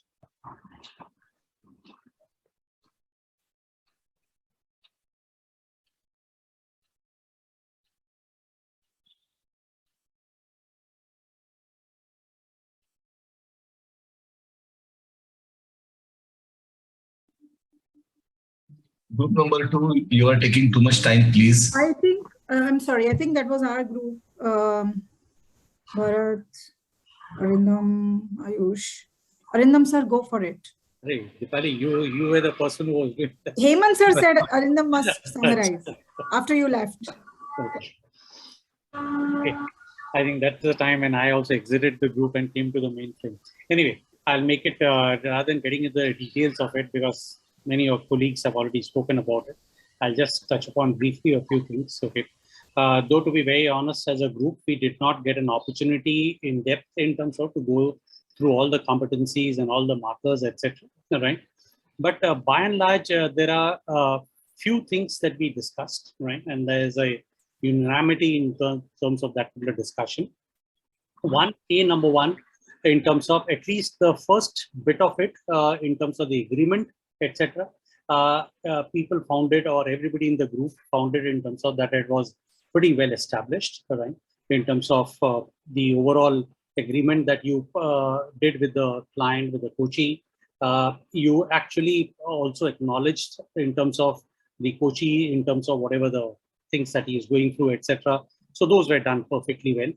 Initial part of it, as many of the other group members have also mentioned, there was a lot of time, a gap in terms of pauses, etc., that was coming through. But obviously, somewhere you would have got a little bit more cognizant about the time that is running, the clock that is running, taking over. So obviously, that brought down in terms of a little bit of the pauses, etc. And it became a little bit more, so as to say, quick, right, short, right, etc. Fine. So those were, I think, the two critical highlights, and some of those competency markers in terms of whatever we have gone through. They were clearly identified, and they could be visualized in terms of that, yes, they were touched upon, etc., as we went through the demo. Few things what we found in terms of as a missing part of it, right? And if I was to just summarize a few perspectives there, one found in terms of the two visualization sessions in a 30 minutes bracket apparently looked a little bit more, right, than what augmented there. So it could have been maybe because, very honestly speaking, the second visualization session, though the coachee changed the entire dynamics of it, as was brought out, right, the entire proposition changed, right, for what reason, possibly the coachee knows the best, right? But somewhere one thought that in terms of that could have been avoided, etc. Right, and that's also a question in terms of that in a short 30 minutes, 40 minutes session, is that luxury there in terms of to do two visualization sessions? And one thought in terms of that particular value question that you put across and the deliberation that was happening on the beliefs and the values, right? How did it get connected to the problem statement that the coachee or the client had brought out right in the beginning itself, within the first 3-4 minutes itself, wherein he said, in terms of I am in a dilemma, complete dilemma between in terms of my agile coach or the product coach, right? And whereas my boss says something, I am, and then he brought in that particular God that he is aware of, God that he knows about, right? And the God that is unknown. And he said it sometimes turns as a devil, etc. So all those stories started coming across, etc. So somewhere we felt in terms of, though I would say in terms of the agreement was done perfectly okay, right? So as to say, if I can use that word in the paucity of getting any of the word out of the dictionary. But one thought in terms of the chemistry with the coachee did not get established, right? being a little blunt on that, because one thought that when the problem statement was so very clearly defined by the coachee in the initial stage itself, why did the coach did not pick it up?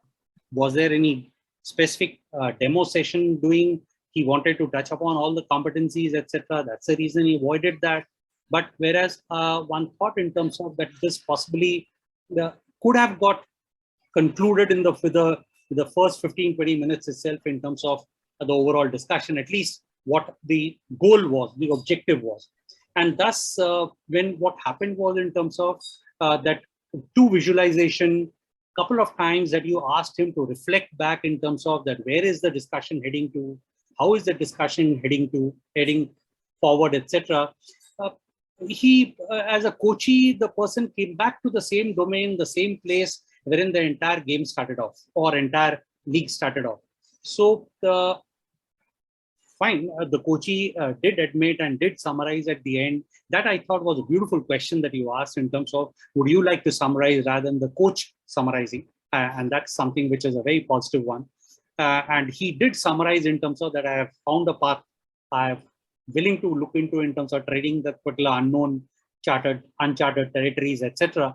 But there is a lot of question mark there in terms of that, because that could have been established. If that was the case, then that one thought could have been established right in the beginning itself, in the first 15-20 minutes itself, rather than getting into this 30-35 minutes, etc. So that was one proposition that was coming to the mind. Any value adds from the team members? Most welcome.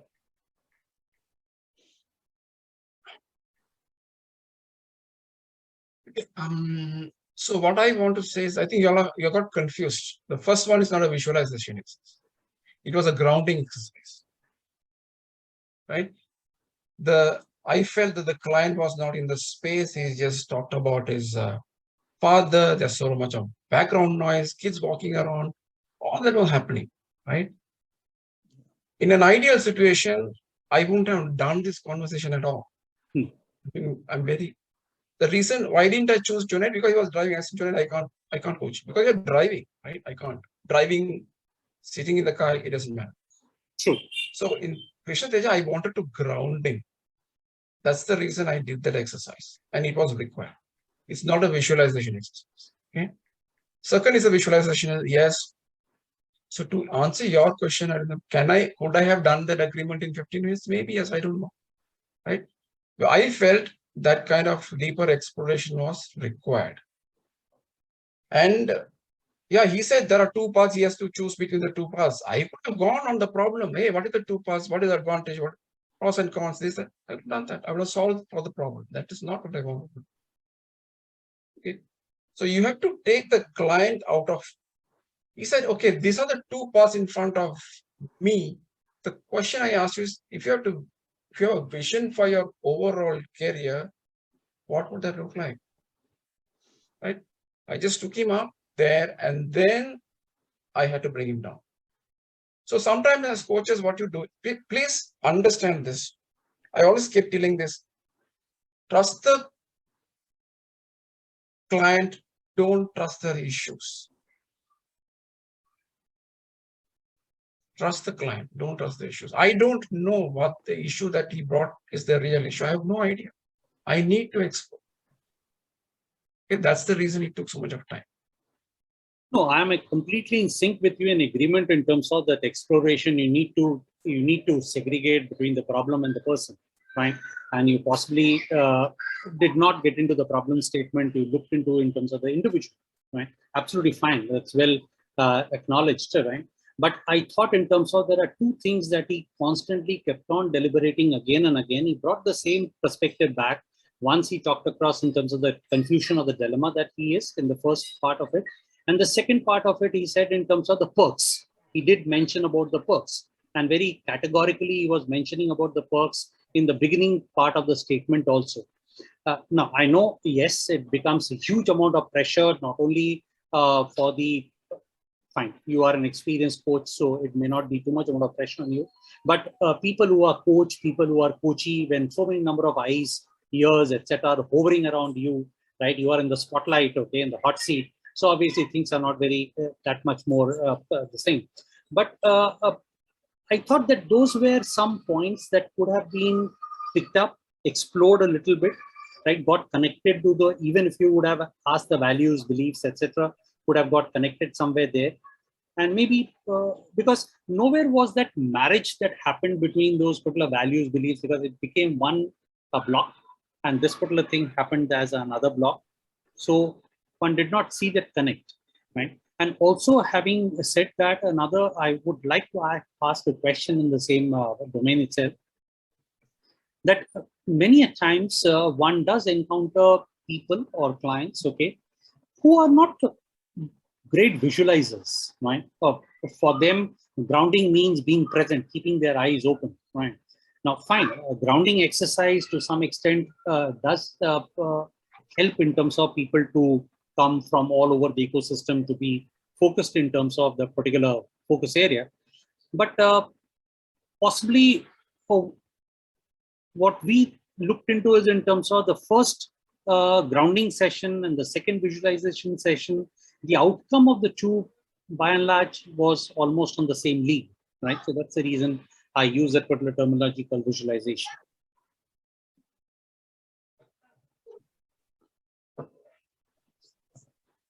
I think and Sandeep want to share something. So Anil, you can go ahead because my perspective was a bit different from for the second visualization activity, and that's why I would like to bring it on table. What I felt is during first 15-17 minutes, you try to bring out a clarity about what could be the objective, and that is on the basis of client as a whole, and not about the situation that I wanted to pick up the one or anyone from the given two option. And what I also felt is after that second exercise only, the client gets some of the feeling that he started opening, he started opening up towards the conversation, and he started speaking about some of the areas which would be vulnerable or which could be pain points. Maybe you didn't touch those points because it's a group scenario, and if it's not a group scenario, the session could have something different.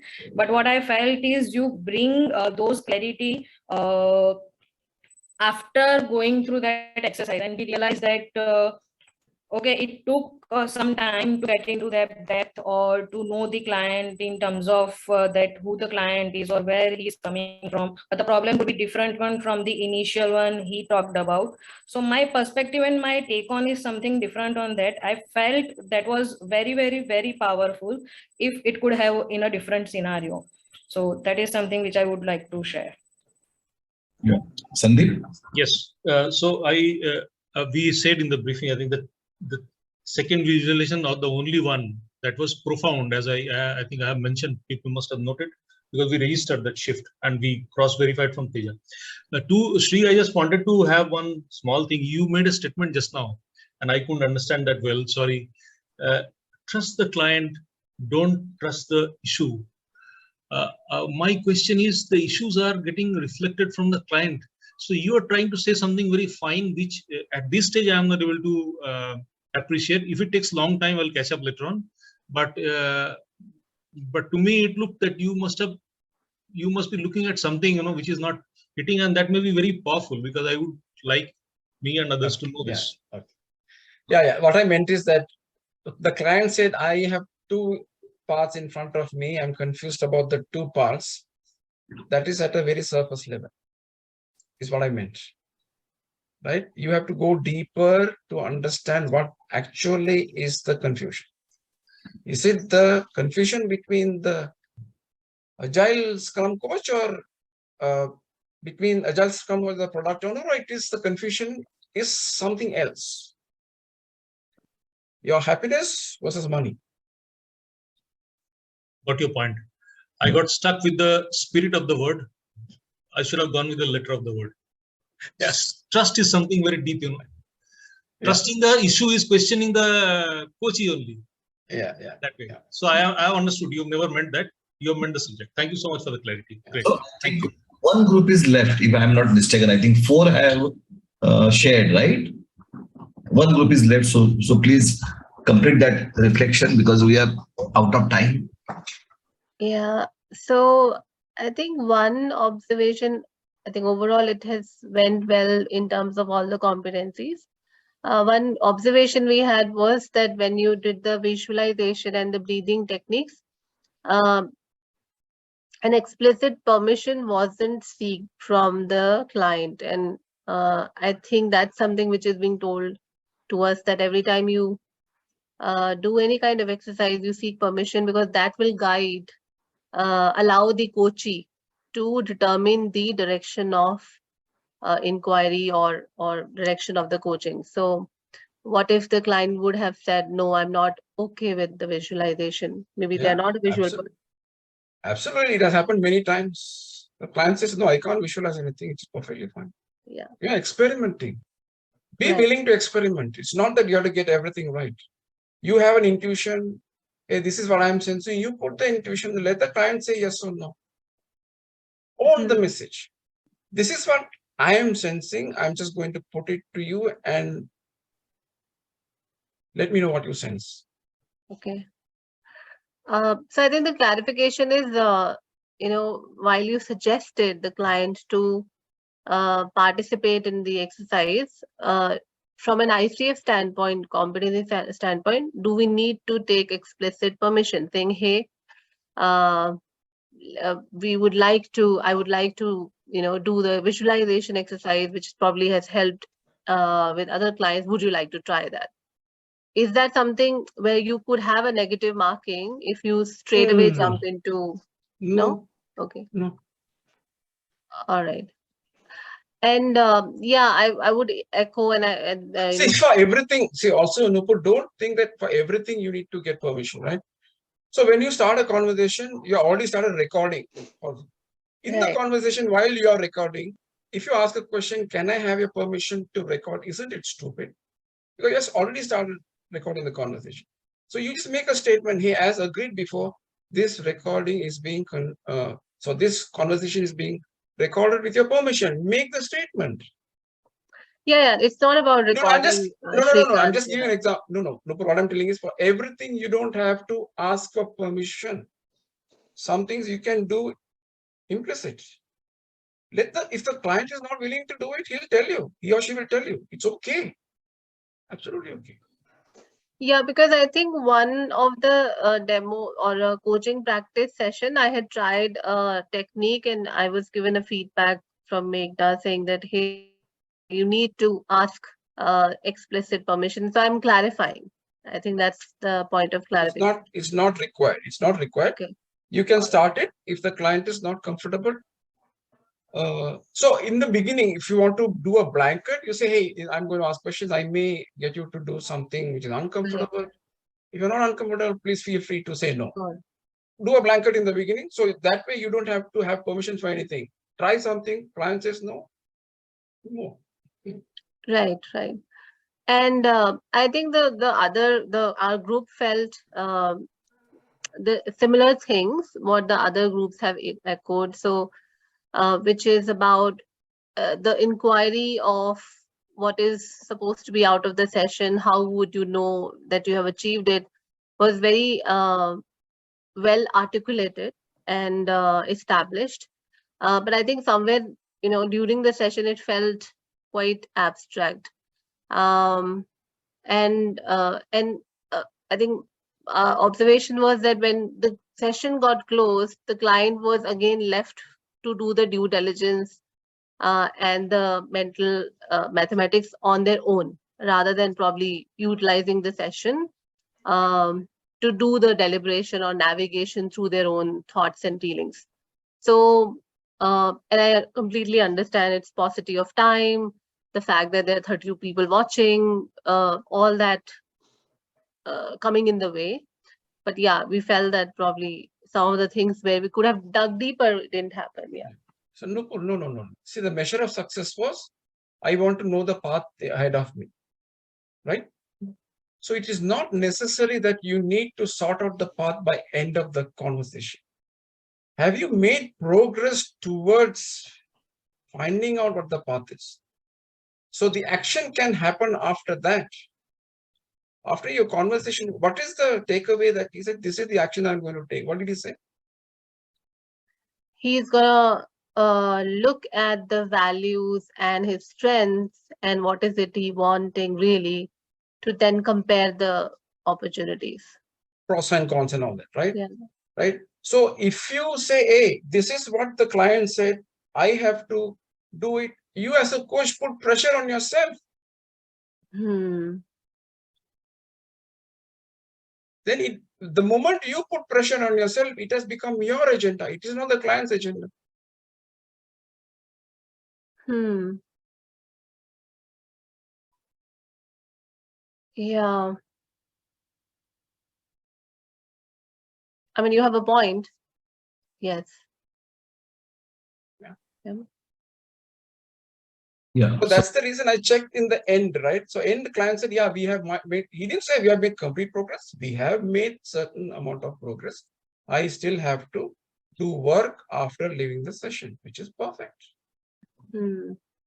But if you say, no, I have to help him to decide between Scrum Master and product owner, then it has become your agenda, no? Where is his agenda?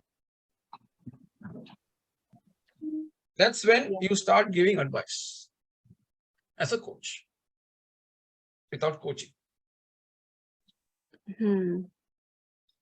Yeah, I think we heard, and especially I heard him say that he wants to know and see clarity which one to go for. So maybe I think that got stuck in my mind. Yeah. Anyway, yeah, point taken. Yeah. Is there anything that anybody from my group would like to highlight? I think. Okay. So actually, since shortage of time, the group members can speak later, but I really want the coachee to share his experience. Otherwise, it should not happen that we all are talking and the coachee is not sharing his experience. Yes, Krishna Teja. First, Krishna Teja. Of course, we are here. Means whoever can stay back, we can keep discussing. Yes, Krishna Teja. Like everybody mentioned, right? All are valuable points only. It's like everybody perception was understood clearly. And when it comes to me, as per the initial agreement, like the captain sir mentioned, right? The aha moment was not there. Aha, I mean, it was right. So even the aha moment was not there, but myself, I was actually trying to understand. So it's not a single conversation where we would be getting the solutions, right? So this could be the first conversation where, I mean, I'd be exploring because we have got some action items to do it. So maybe the follow-up session after discussion of the pros and cons, maybe it could be taken forward to find my own solutions from my end.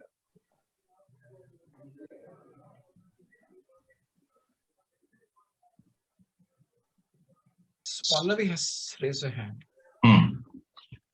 Yeah, hi Shrikant sir. Actually, in one of the observed coaching session, I was a coach and Krishna was a coachee, and the same topic was there. And I tried to put all my competencies properly. But what happens is, I'm just want to ask you a question.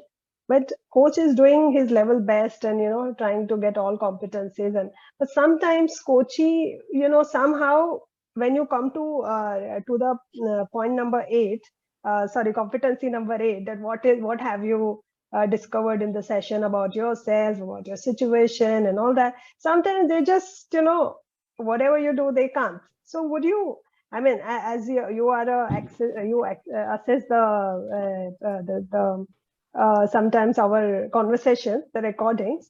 So if somehow I'm just asking that you as a coach, you're doing your level best, you're getting all competencies, and you're establishing agreement, and you're the 8 also you're doing pretty well, but in that 35-40 minutes somehow they are not getting clarity. I mean, so is it, you will call it as a good conversation, or you will mark it as a bad conversation? Or you will give importance to competencies, that coach has done the competencies well? Or is it depend on coach's final outcome, whether he's got a clarity within that 35 minutes or no? Right. That's a good question, Pallavi. See, when I'm looking at a coaching conversation, I'm looking at the coaching conversation holistically. As I mentioned to you in the beginning, it is not the markers, right? Are you demonstrating behaviors which are aligned to the competencies? Primarily, are you coaching the person or are you coaching the problem? You can nail the agreement, end up coaching the problem. I may not be very happy.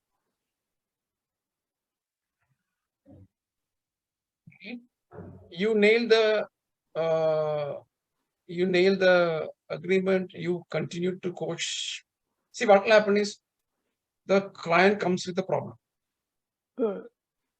So if you ask a question on the problem, you will stay with the problem, right? So the client is coming with the problem. You keep the problem aside. You are exploring what is happening to the client about this problem. The client will always go towards the problem. You have to keep pulling the client, keep pulling the client, keep pulling the client, right? If the client has got a better awareness, it becomes easy for you to coach, because all that you have to do is you ask a question, just keep quiet. The client will coach himself or herself. You don't have to do anything. You may end up asking a completely irrelevant question and keep quiet. That space that the client gets, they will sort out everything in their own, because their awareness is very high, right? So the point I want to make is that you stay with the person. As far as you stay with the person, you are doing good. Yes, definitely. But my question is, as a yes, it as a success story goes, yes, you've definitely looked that client has to be happy at the end of the day. But what I'm saying, when people are observing you as an observer, or even when we submit our sessions, if you are doing all the competencies very well, you established the agreement very well, you have come at the end also, you gave 10 minutes for your competency number 8, and your thing went in a very much in a flow in that 35-40 minutes, but somehow the coachee in your you come to know that in the end of the conversation 35 minutes sometimes is not sufficient, and he is not really coming in the clarity with solving his problem. Actually it's still bit. So what will you, I mean, as a observer, will you give marks to competencies? Will you? Yeah. So I want to answer this particular question purposely, because I don't want any confusion on this particular aspect, right? Yeah. There are two aspects. One is coaching with the coach competencies. One is observer passing or failing you. Right now, I will first tackle the observer passing and failing you. I'm talking about the PCC markers right now. When the observer observes the session, observer looks for the behavior of a coach. What result coachee is getting is immaterial. Oh, thank you, sir. For the PCC markers. Why? Because as an observer, I don't have any background. Whether this is first session, second session, 10th session, I don't know. I don't know the discovery. I don't know anything. I am just focused, right, on I have 37 markers, and these 37 markers are to be observed, not to be intellectually thought.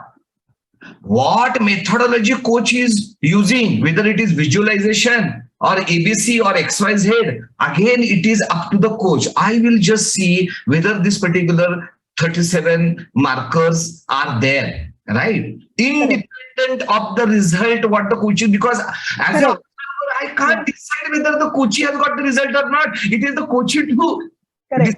And again, that is the purpose of the assessment. Purpose of the assessment is to observe the behavior of a coach, right? So when you will submit your coaching call recording, right, the observer is going to only observe the 37 PCC markers, right?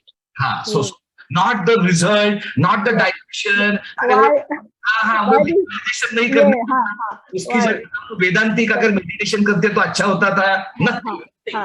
Why I ask this question now, Hemant sir, in many observed sessions, I try, this is just, I'm not like saying anything. It's like you try to do your best with the competence. Somehow coachee doesn't come to that conclusion. People and observer like, no, you failed because coachee in 135 minutes, he didn't come to a conclusion. So they just stamp you as you just failed as a coach. So that was the thing. I answered on the Mullari, may I please understand? I got it. Srikanth. See, So Srikanth. it all, yeah, sure. Hi, yeah. So there is some important aspects which is directly related to the core of my program. So I have to talk because Sure. the video recording will be given to them who are not present. So they are going to go through it. This is on the PCC markers. This is on the assessment. This is on the final performance evaluation. But we are not doing coaching program only to pass, right? Correct. We are doing coaching program so that you develop the competencies to maximize the potential of the coachee. That is the objective. Very true. You will not pace. Okay, I have made 37 markers, and after the 37 markers, there is a revolver and I killed coachee. So what is the meaning of you meeting the I'm just giving you one example. So there are two separate issues. Of course, you have to pass. So when you have to pass, it is very clear to you that is you have to meet the PCC markers. So that I have already answered. Yeah. I will come to the coaching. Okay. Yes. I was knowing this, means I was absolutely knowing this, and there was a requirement from this only, this batch, that is okay, we want the demo and all that. So please understand this. And of course, I'm also thinking on this to make the better processes. Understand one thing. You don't know how to assess, right? Yes. All the students of the program, one MCC coach is doing the coaching. MCC coach knows, or even PCC coach knows what he or she is doing, right? You don't know how to assess. You are saying, "Acha, ye visualization mere ko to achha nahi lagta hai. I like this particular NLP technique." That is all your perspective, right? So you don't know how to assess. This is my point number one. My point number two, how it happens in the demo. Please understand, the educational demo can't be spontaneous demo. And I was knowing this, but just because of the time pressure, I agreed, right? So I will tell the reason. Because the Srikanth and Krishna Teja are not into real coaching relationship. True.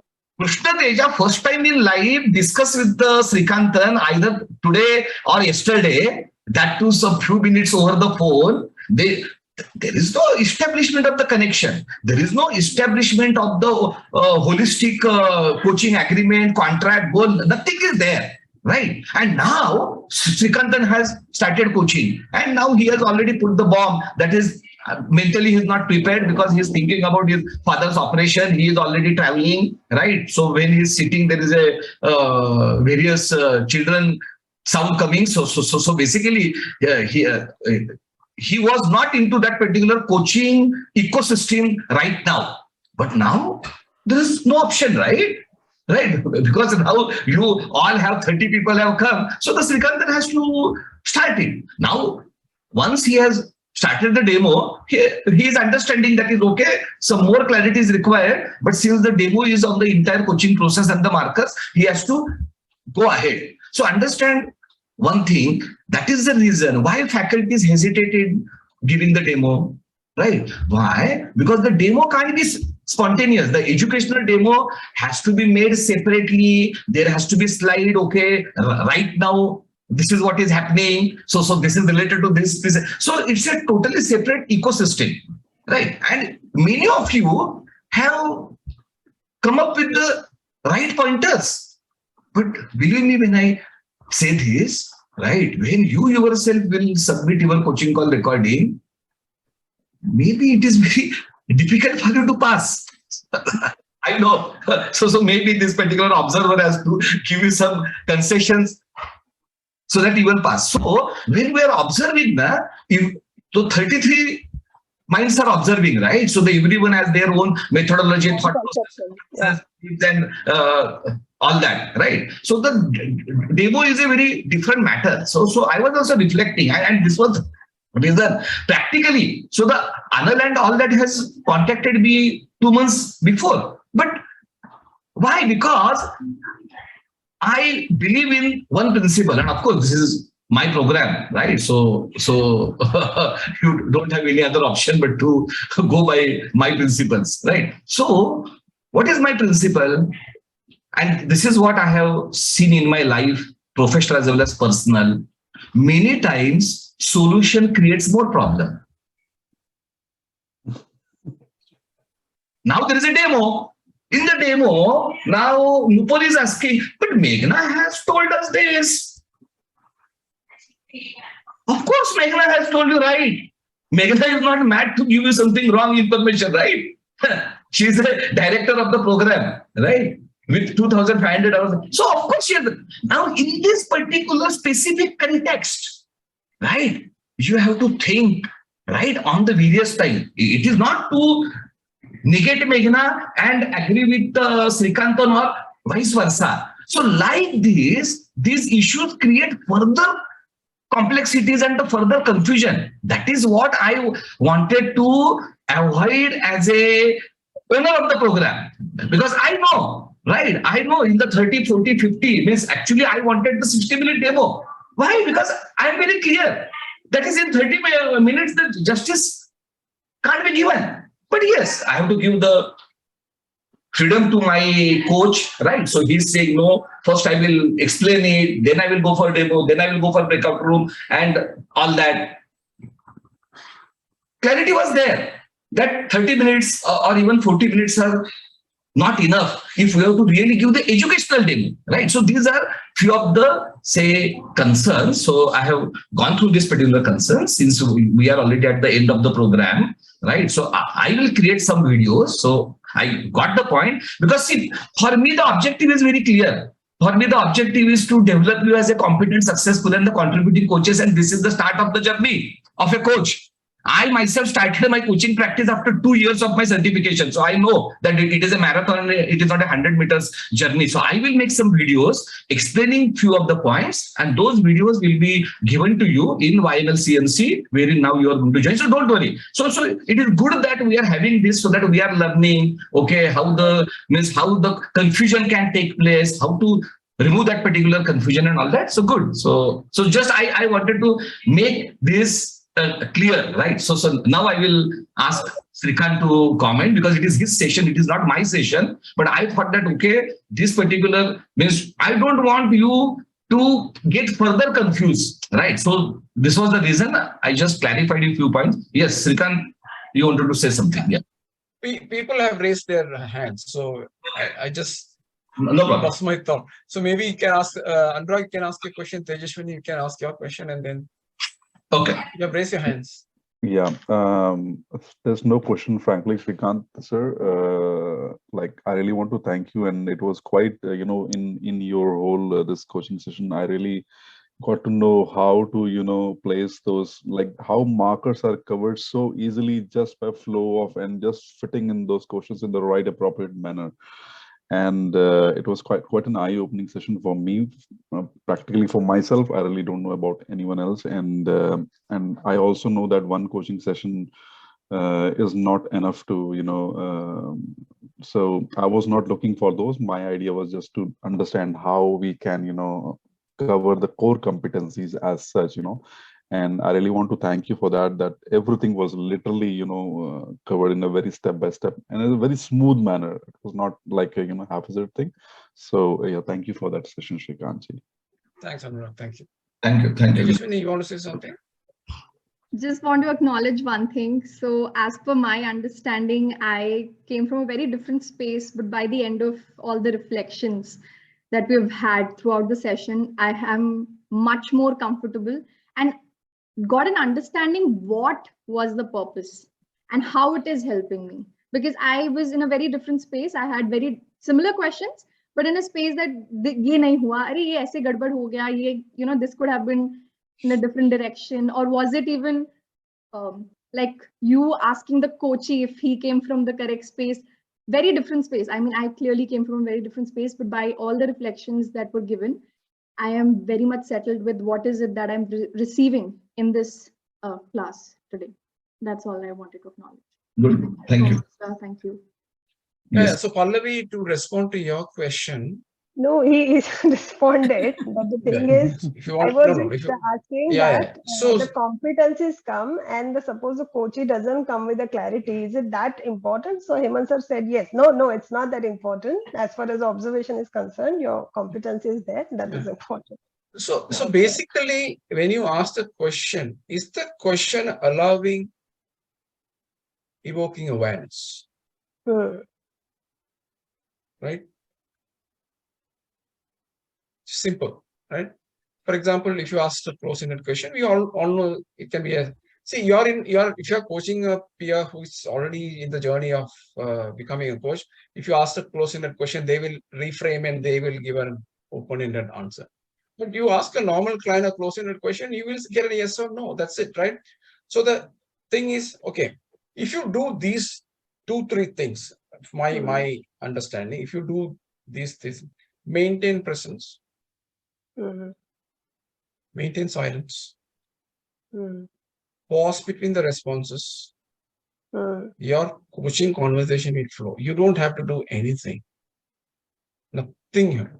Srikanth sir? Agreed. The feedback which which I received for my first session from you only, I think it was really wonderful. It helped me really improve my competency number 3, establish agreement very, very well. Thank you for that. Really, I was telling my other friends also. Thanks. Right. So don't complicate this too much. Oh, I have to hit this marker, hit this marker.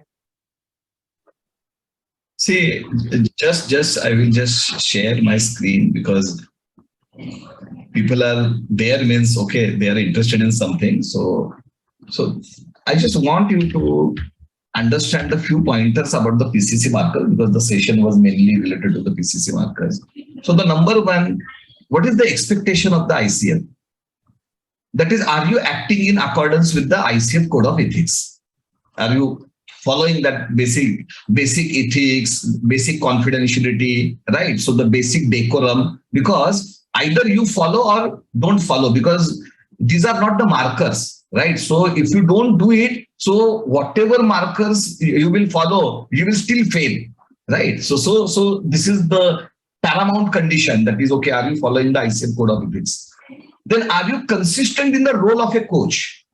High majority of the time. Why I'm saying this? Because the people have some kind of, say, misconception that is, okay, you cannot share your observation or insight or no. Of course, you can do it.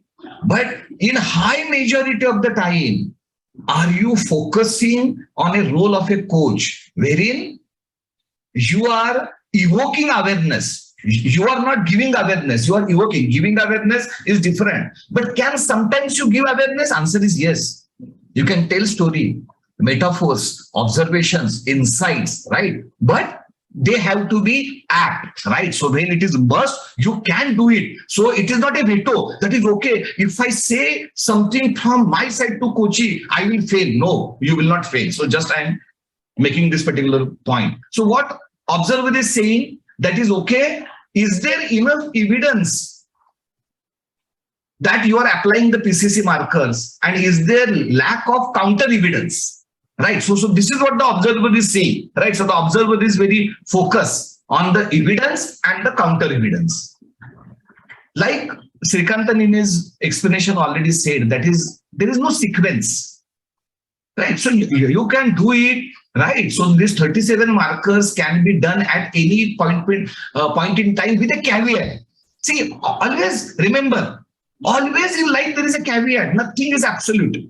For example, there is a marker 3.3 wherein the success criteria. Now you can't success criteria after 90% of the session. Common sense, right? So all these particular observations and this is with the common sense, right? So early part, the early part, as Srikantan said, can be 10 minutes, can be 15 minutes. It depends on the case to case, right? But during the early part, you have to complete your agreement. You can't finalize the success criteria of your agreement or the outcome at the end of the session. So with that particular caveat in the mind, you have to understand that there is no predetermined sequence, and also the language is also not important, right? You can ask any question in any language, you can club few markers, because many times a one question and one answer may reveal multiple markers, right? So don't go by this phrase that is okay, I must ask this particular question or something like that, right? Then the idea is the coach should not utilize PCC marker as a checklist. That is, I must ask this particular question, this is my sequence, and this is my checklist. Because if you do it, then you will not be coaching, and even the observer will understand. See, the observers are smart. That is the reason they are observers, right? So they will understand that ये checklist हो रहा है. If your questions है ना, ये सब predetermined questions है, so don't do it, right? So go in a flow, right? So your question should arise from what coach is responding. It's a chain of events. It is not the predetermined questioning. So I am just highlighting. It is not that you don't know, but I thought that, okay, since you are waiting, let me share the crux of the PCC markers. What is the objective of a coaching session apart from passing it for the PCC markers for the ICM, which you are going to do maybe 2 times in a life, or maybe only 1 time in a life. So definitely as a coach, that is not your objective to pass the PCC markers. Your objective, your focus of the coaching session has to be evoke awareness and the learning or growth of your client by following the PODAP coaching process, right? In service to the client agenda. That is, everything has to be with reference to the client agenda. And your behavior has to be in accordance with the PCC markers. For why? To aid the effectiveness of the session. Because if you see, means I was marking or observing Srikanta's session as per our format of the observe. So he has made 35 markers out of 37 in 38 minutes time, right? So he has made the markers. So he is very clear in the coach competencies in the coaching process. So he had this particular effectiveness of a coaching session. So this is why we always say that the coaching is a long-term assignment. So when Srikantan was also telling, so he was first said, okay, it's a corporate assignment 6, then he said, no, 6 are less, right? Why? Because you will unravel, you will evoke awareness in stages.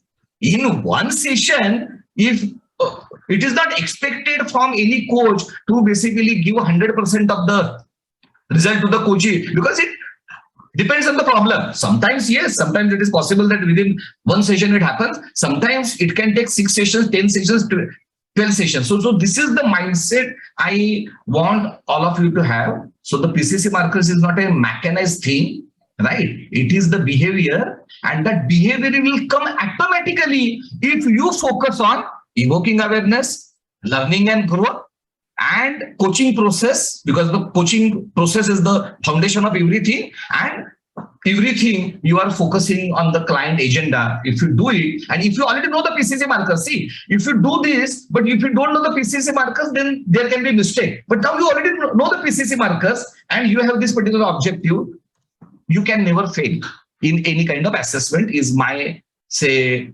just a insights to all of you. And yes, I'm going to prepare some videos which I will share with you so that you will not have any ambiguity in your mind. Yeah. Yes. Yeah. In closing, Pallavi, all that I want to say is, if you know how to drive a car, when you started driving, you didn't know what the hell was happening. Your steering wheel, your gearbox, your clutch and the brake and the this and the that and all that. Now, once you got started driving, practice, you don't care. You just don't care. You're shifting gears, turning wheels and all that. Correct. So initially, you need to be deliberate about those competencies. Practice. It will become part of you. It will become part of you, right? So if you look at the competencies, in a session, you can only assess from CC3 onwards. 1 and 2, you can't assess in a session. Right? How will you assess? You can't. No, you can't. Right? So as I told you, don't have to hit all the 37 markers. You will not have a coaching conversation. You will have a marking competition. You don't want to do that. You will ask questions which is completely out of whack, out of context. You need to be in the here and now and ask questions as the client responds. Correct.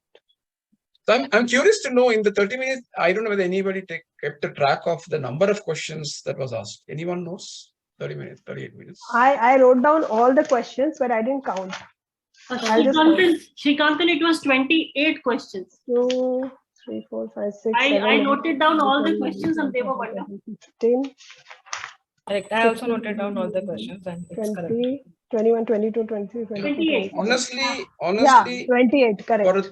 For a 38 minutes conversation, 28 questions is a little too much. Bit higher, yeah. By my standard. Yeah. By my standard, yeah. I normally do like one question for 1.5 minutes. The reason sometimes you have to ask question is if the client is not willing to really open up, then you are stuck. Right? Yeah. So by my standard, I think I've asked a few extra questions, maybe about 3-4 questions. And as per you, none of them were stacked. Yeah.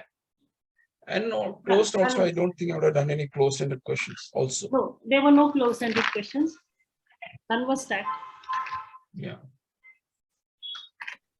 So I think good. So thank you, Srikantan, first to give his time for this particular session, because we came with this idea of the session on the request of this particular batch few days back only.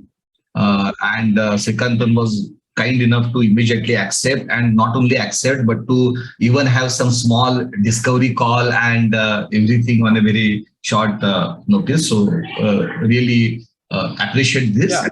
Yeah, when Anjali reached out to me, I said, I have no idea. I will experiment. It will work. It may not work. So we'll figure out. Finally, some learning has to happen, isn't it? Yes. So the question is, end of these 3 hours, did you learn something new that you can go and apply and improve your coaching? Yeah. That's all. If the answer is yes, Yes. 3 hours. Definitely. Yes, yes, definitely sir. Answer yes. is a big yes. An eye opener, yeah. It's a big yes. It's a big yes. We were actually running behind those markers, right? Like now we know it is not an hard and fast to do like at a stretch, right? So good. So Srikantan, you want to maybe say last words about your experience or something like that before we say bye for tonight?